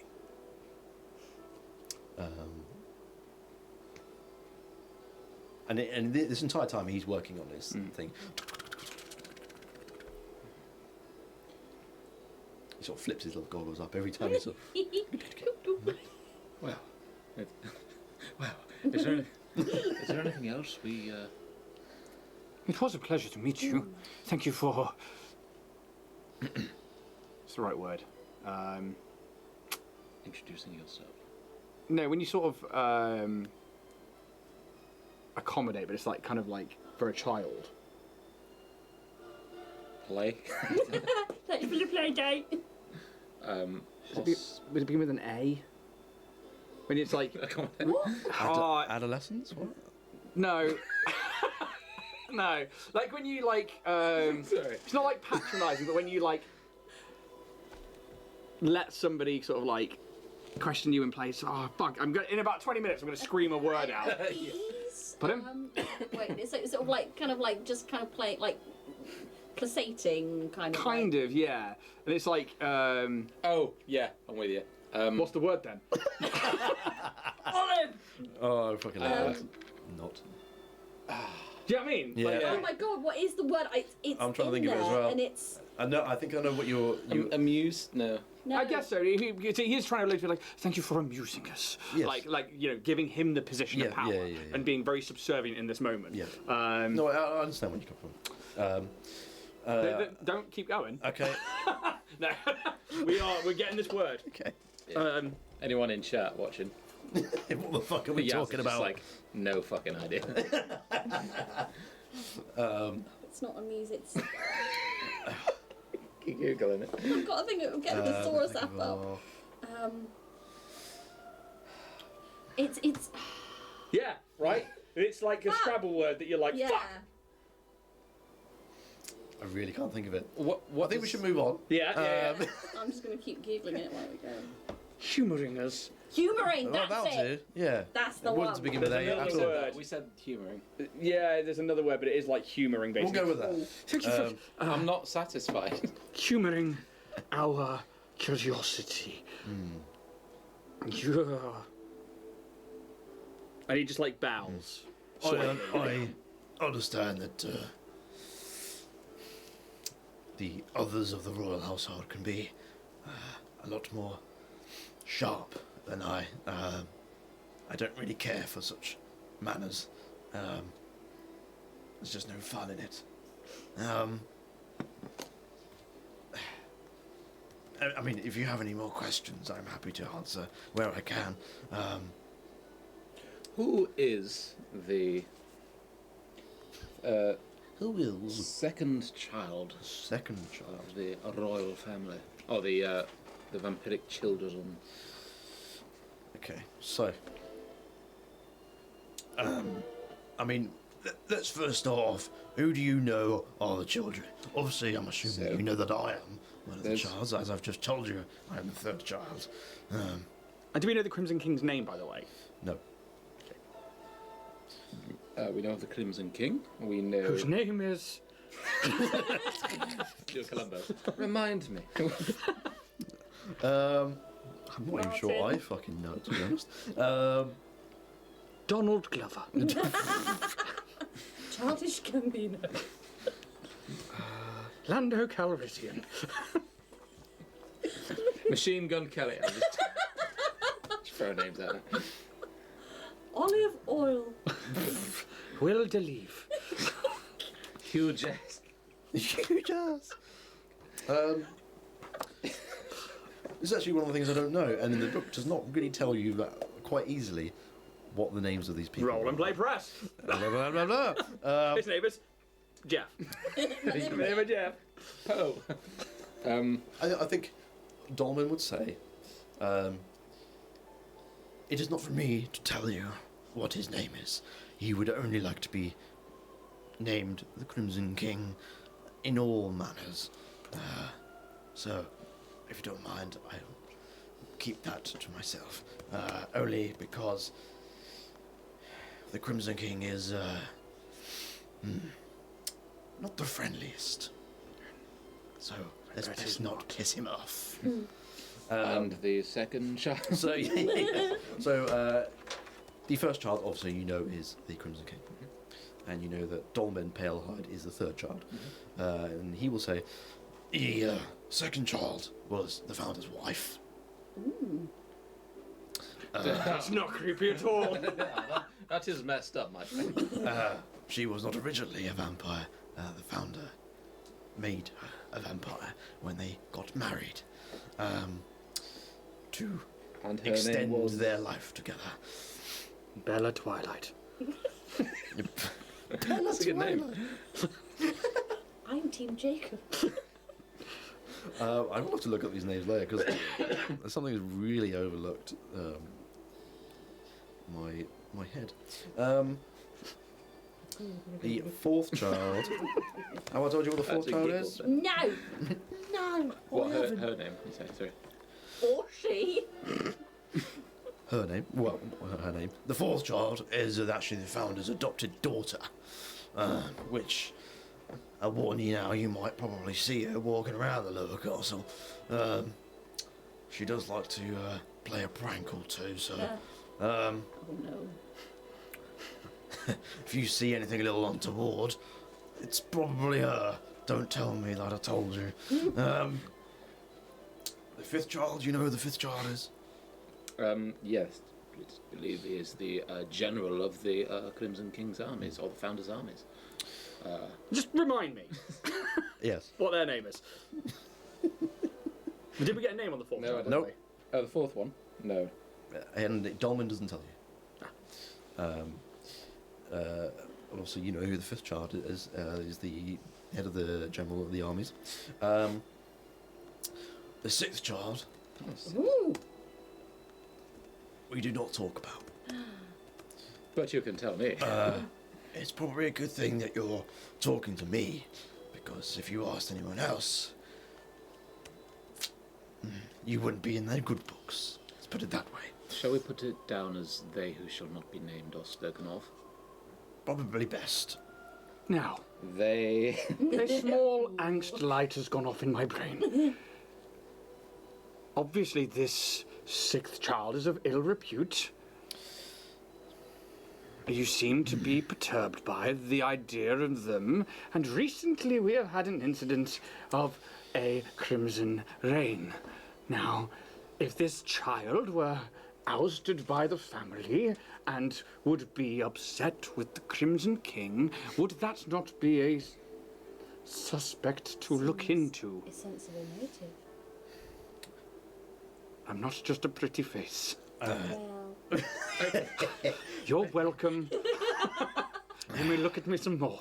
I am not one to shan't. comment on such things. Would you put it past them? And there's like an engagement now. He is like hunting hungry. Like he's found what he's looking for. Not in life, but In this room. as a madman. His quarry. Okay. Okay. He's now like panic behind the sewing machine. Treadle faster. Can't hear you! Treadling! I would like to think that they would not have taken things this far. Because, as I'm sure you're aware, the last blood rain that happened killed mortals and immortals alike. Sure, and I'm sure they are aware too. So it would be quite the sacrifice to kill mortals as well as immortals, you know, for whatever side they may be working for. But put it this way, they're not welcome. And you can see, whilst he's okay to talk about it, there is a level of disgust.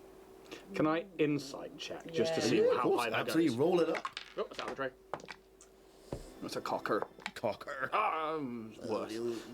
Are you rolling, Marcus? Yeah, go on. Oh, Get in Filthy, there. smutty little Come on. 20. oh, that's a Boy. dirty little 20. Filth. Well, what was yours, sorry, buddy? That's all just bounced around all over the place, isn't it? And what was yours again? 9. Okay. And what? Okay, you two probably wouldn't. It does. You're just taking it at face value at this point. You can see that there is. His voice got a little bit more kind of aggressive with it, but that's as much as you get. What is it you're actually trying to sort of see and? I am trying to,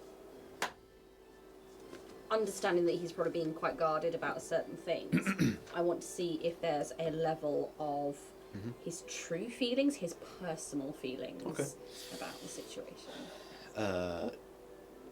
You get the feeling that that it's not personal, but it's something that hurt something very close to him, and still does to this day. And I do apologise if I am overstepping my mark. I am but a humble servant of the Crimson King. The 6th child, would they still be in Kanrath? Or maybe, if they were to be exiled, would they turn to Cyherested? I honestly couldn't tell you. And he just looks to you both. The 6th child has not been seen since not long before the founder's death. Obviously. Bloody convenient. So they could be anywhere. I would think it would be quite dangerous for them to be in Kanrath this entire time, but Cyherested perhaps? The Grot Mountains perhaps, I do not know. Grot Mountains. You would know that the Grot Mountains are like this northern band north of Kanrath, where Kanrath is sort of to the east a little bit, Garot Mountains to the north, and then sort of to the west side is Cyherested. Did the mountains we saw that appeared to be crying appear in our vision similar to the Garot Mountains, or were they just random ass mountains?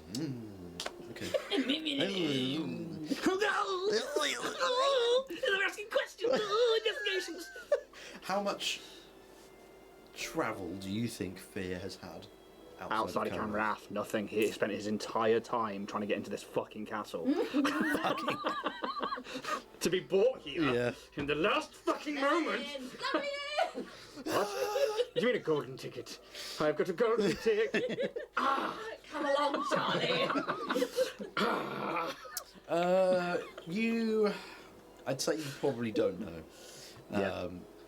Given the vision that you had, it was very much otherworldly. Things didn't look quite the same as it should.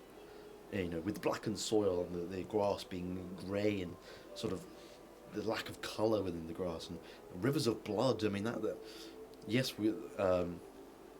Kanrath and Cyherested have created machines that have sort of rivers of blood, as you could call it, but not natural rivers of blood. It's very much not something that you are aware of that exists naturally. And I don't even think Fear would know to ask if he would expect it to be like the Shadowfell or anything like that. So Ian can ponder that question, but Fear is not going to ask.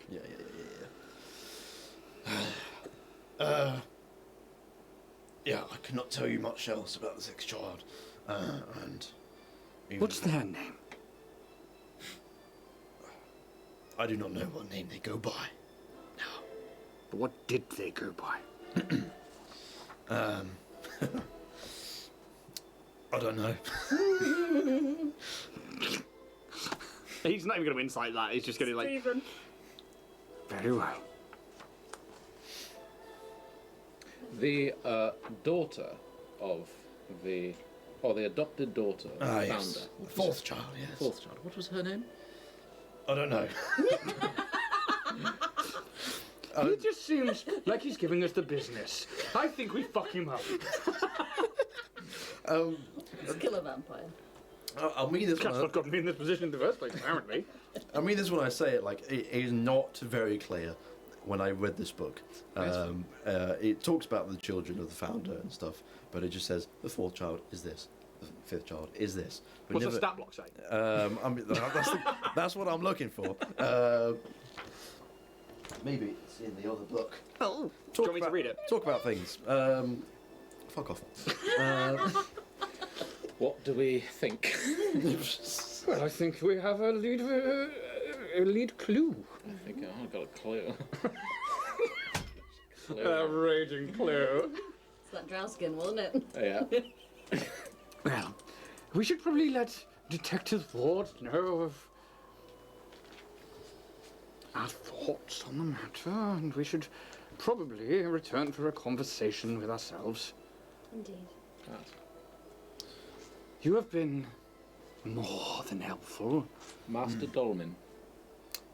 Yes, you may call me Dolman. You do not You've need been more to. than helpful. Sorry. I appreciate it. I'm just Fine work, you I'm just a tailor at the end of the day. Yes, I'm Just just an innocent tailor. tailor. Innocent tailor. Tailor of the Castle of Kanrath. Must be saying something. whilst I hold a certain position in Kanrath, I do not get particularly involved in the politics of the royal household. Like I say, keep to myself where I can. Can I quickly ask, and how often do you leave this castle? Oh, not often. I honestly, I ask the servants to bring me materials, so I do not need to leave as much, as I don't really need to. My work is here, my home is here, and I'm okay with that. Very well. That's right. Thank you so much for speaking with us, and your work truly is magnificent. I do fervently hope that others come to share their appreciation for your gift. It would be a shame for you not to hear it often, as it is truly worth knowing and hearing. I think he gives you a smile. Thank you. It's been a long time since I've heard any kind words about my work, but it's refreshing to hear them again. So, if you happen to be here any longer, please come in and talk if you wish to. I would like that. That'd be wonderful. Thank you very much. He's definitely one of the nicer ones around this place. I cannot find these fucking people whatsoever. So you sort of go into your rooms or room to talk. Dolmen will sort of say on your way out, I'll tell you what, as you've been such lovely guests, I have a couple of, costumes here. Well, not costumes, but, royal wear that to no longer be worn. You are free to take them if you so wish. If you sell them off, I don't really mind. But they're just taking up space. So, This seems more like a favour. An errand masked as a favour. No, he doesn't say that. as you sort of turn around, he sort of points behind you. It's just behind the door, a little further around. And there are some glass cabinets this time next to these other magical ones. And they're a bit more like plain looking, perhaps a little bit out of fashion, perhaps, but still very, very well made. Sort of mixtures of wear, and there are many sort of hung up here. And if you want to, each one of you can take sort of a royal set of clothes, and you can flavour it however you wish. But I will tell you now, whatever you take, each set of royal clothes that you take is worth 2,000 KF. Woo! The fuck? A royal set of clothes. Yes. And Dolmen is quite clearly like, please take one. I have no need of it, and like I say, it's taking up space. How much did you say it was? Sorry, 2,000. 2,000 KF, which is Wow. the Equivalent to gold. yeah. Would there Damn. be like children's clothes in there as well? I suppose they probably would be. For children or made of children? Made for. It's the Cassius family.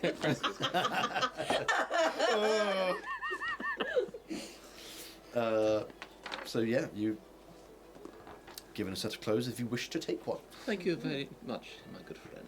It's the least I could do. I mean, you know, I can't say there's much skin off my back because I made the ages ago with Skin on different others' people. backs. And he's going to look at the trap.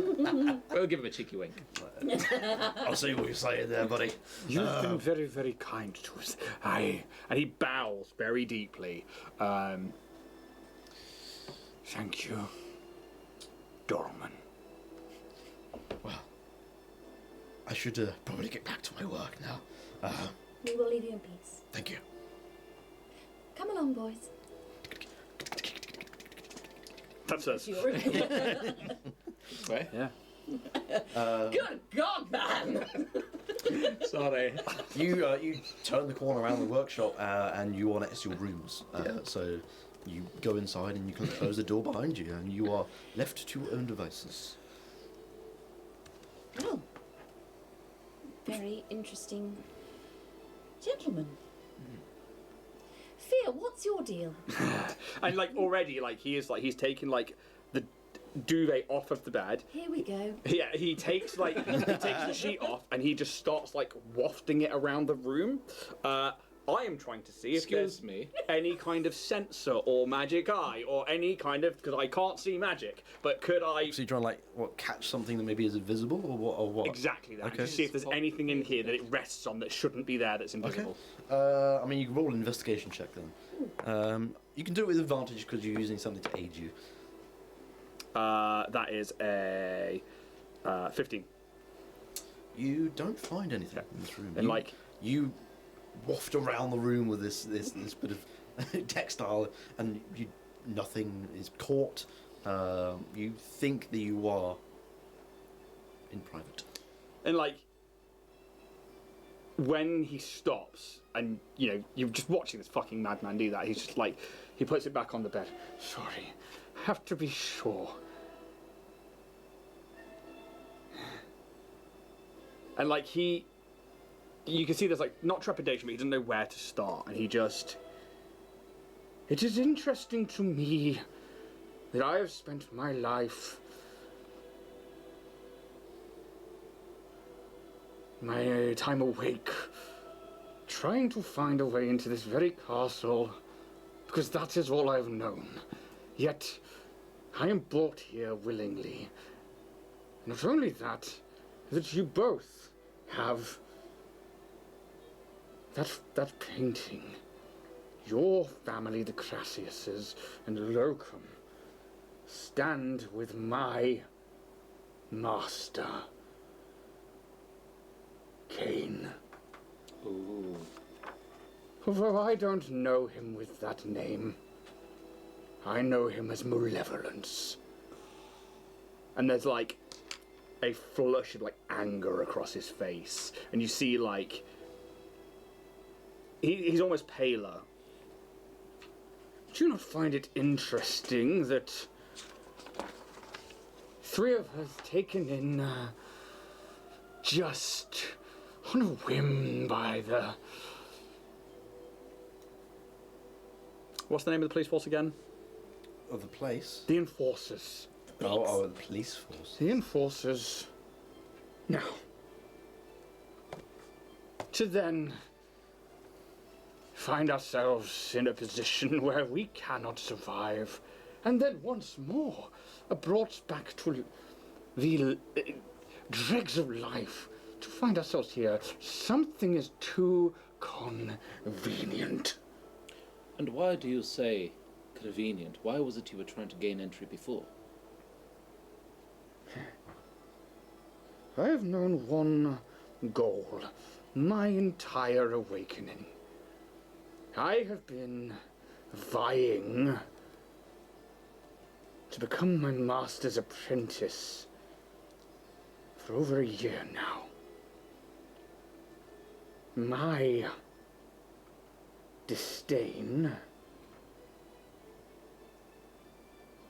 is always pitted against me, and I him, for the favor of this Cain.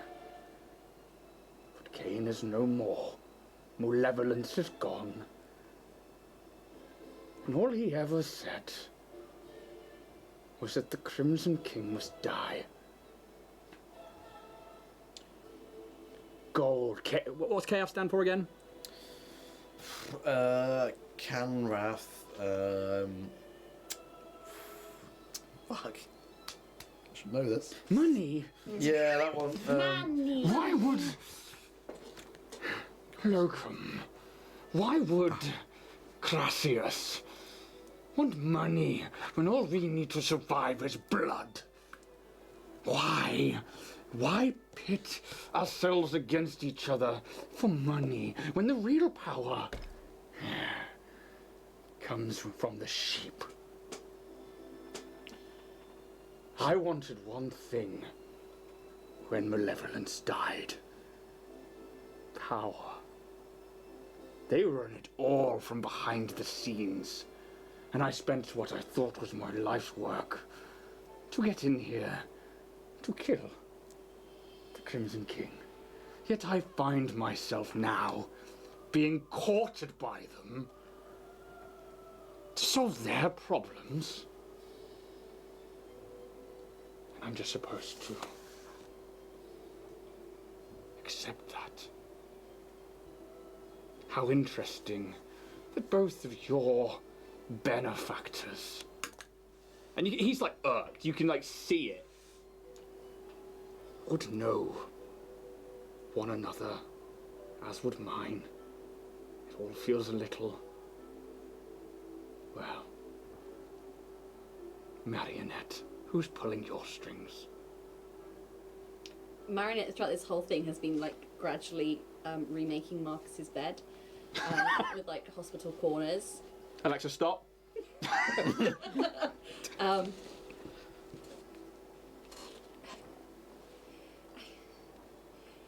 Your master is dead.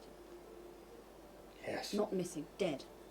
Well, Dead. he had been missing for a while, but now he's dead. And yours? Do you know where yours is? Certainly, he's in the church. And you have seen him recently? Somewhat recently, yes. How is defined somewhat? Be specific. For weeks. He's fairly aloof in his duties, though he is wise and he is benevolent. I have something of a confession. My family I have not seen them for some time. I have been alone in the house for some time, and I do not know where they are. Oh, how bitter, yet sweet. I once thought to look for the Crassiuses. Maybe they were my in to this place, but it appears not, as we have found out. Do you love your master? I love my... You must understand something about me, Fear.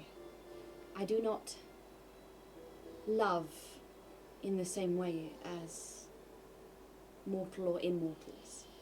I feel, obviously, but I am designed, and I am designed to care deeply for those in my protection. I like Master Crassius greatly. He has always been very kind to me. Mrs. has always been most kind to me. And I would see them, if I could see them all again, I would give anything. They are not bad people. My master was the worst. I loathed him entirely, yet I find myself, even in his death, doing what he beat into me. Then maybe he is pulling your strings. Oh, I do not doubt it. You mentioned there was another. Disdain? Who is this Disdain? My apprentice. Yes. Yes, I must find my apprentice. Maybe they will be able to... Maybe they have found something I could not. Yes. But do you love your master? I love him enough to want to consult him at this very moment. Until today, I didn't realize that he had such affiliations. Though he is well known amongst the Crimson Order. Understand this. Our masters, I said it to the Grand Advisor, will turn on a whim against one and all. Malevolence.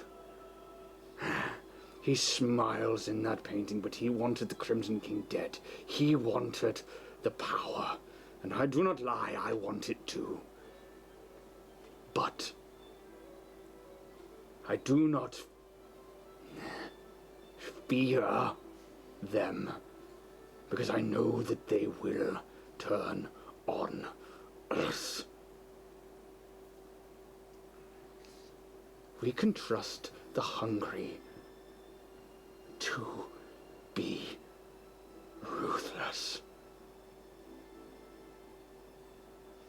What of your hunger, Fear? What of your desires for power? I How thought, can we work and trust you?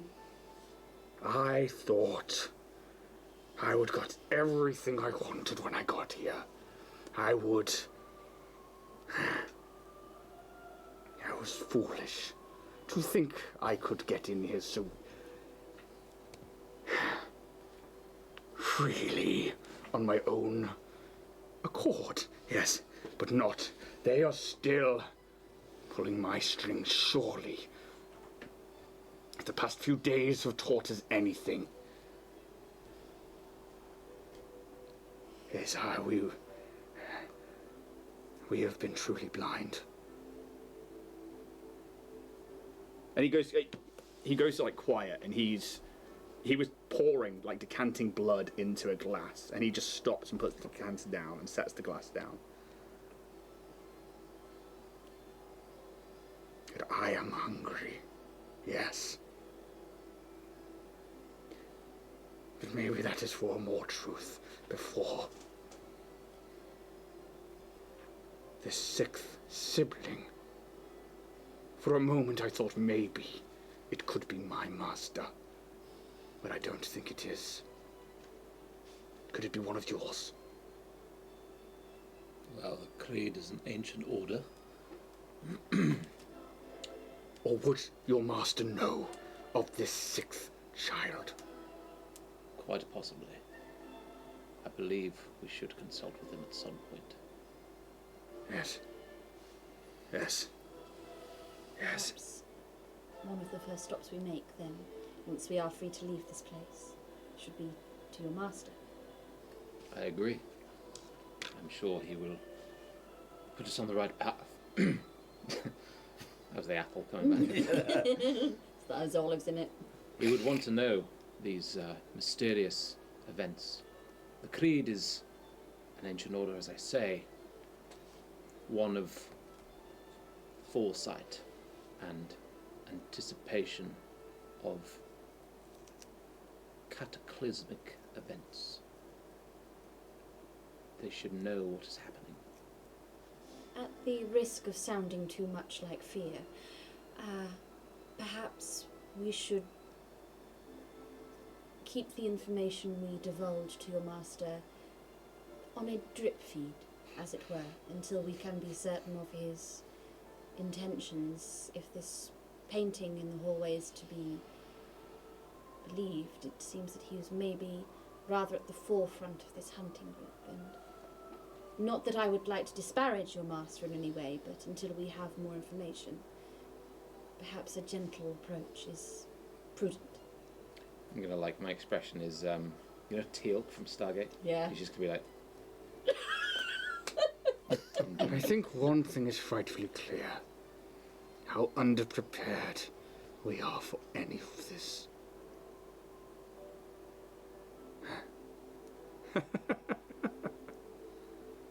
Like children. Oh. Oh. I think Marionette kind of, you see her kind of like put her arm over where her dagger is in her forearm and kind of like clenches a little. And I think you just see the blood in her tubes bubble just a little bit. You've touched a nerve. If she had nerves. He's still a living being a little Yeah, bit, so... but I haven't got like nerves in me, it's just blood. Yeah. It's blood and cogs. Blood and Cogs. Just innocent blood and cogs. Oh, that's kind of a good episode name, to be honest. Blood and cogs. Yes. Ooh. There it is. Cogs in the machines and all that. Oh. What does that mean, Jack? Oh, could be fucking anything. Well, do we call upon the good detective and let him know of our thoughts on the matter? I think it's a good place to begin. Perhaps we ask him an innocent question to see if he knows of this sixth child first. I confess I do not trust him yet. He's a strange fellow. Do you not think it weird that another child of the Founder would just so freely give us this information if they are a secret? I personally think that the Sir is perhaps mourning still. I think perhaps that he was somewhat very close to the Founder and maybe knows a little more of his death than he is able to pass on. I think perhaps he has middle child syndrome. And do you really believe vampires of his station know any other emotion but hunger and malice and malevolence? I cannot know what is in an individual's heart until there is proof. I think we should keep him close. I think we should keep him within our circle. Not sphere. everyone is as malevolence was. He's just staring into the blood. You poor broken child. Yep. Yeah, you've read the backstory. He's fine.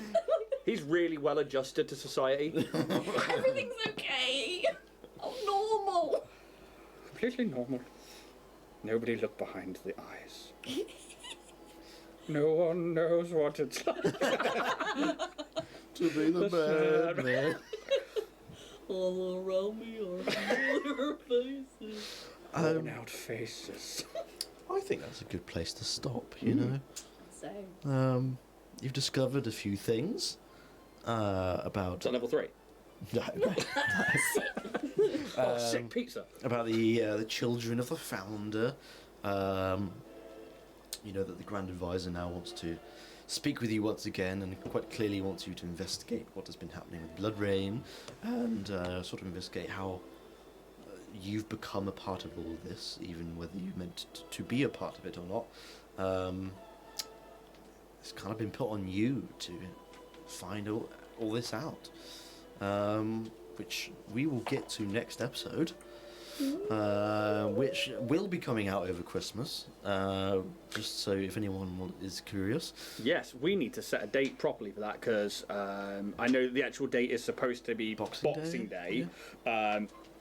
But we will talk about that and then we will set a date and we'll put banners up and stuff for when it's going to come out. I will take a laptop with me and hit play and then it will come out on YouTube the day after. Yeah. Awesome. Cool. So thank you everyone. If anyone's watching, thank you, and thank you guys for joining us. Thank you, Jack. Thank you, Jack. Michael. Yeah. So we'll see you next episode, and well, you'll see us at least in a couple of weeks' time. I'll see you first. Because it's fucking Christmas. So yeah. Was that Hitler? See you later. Bye.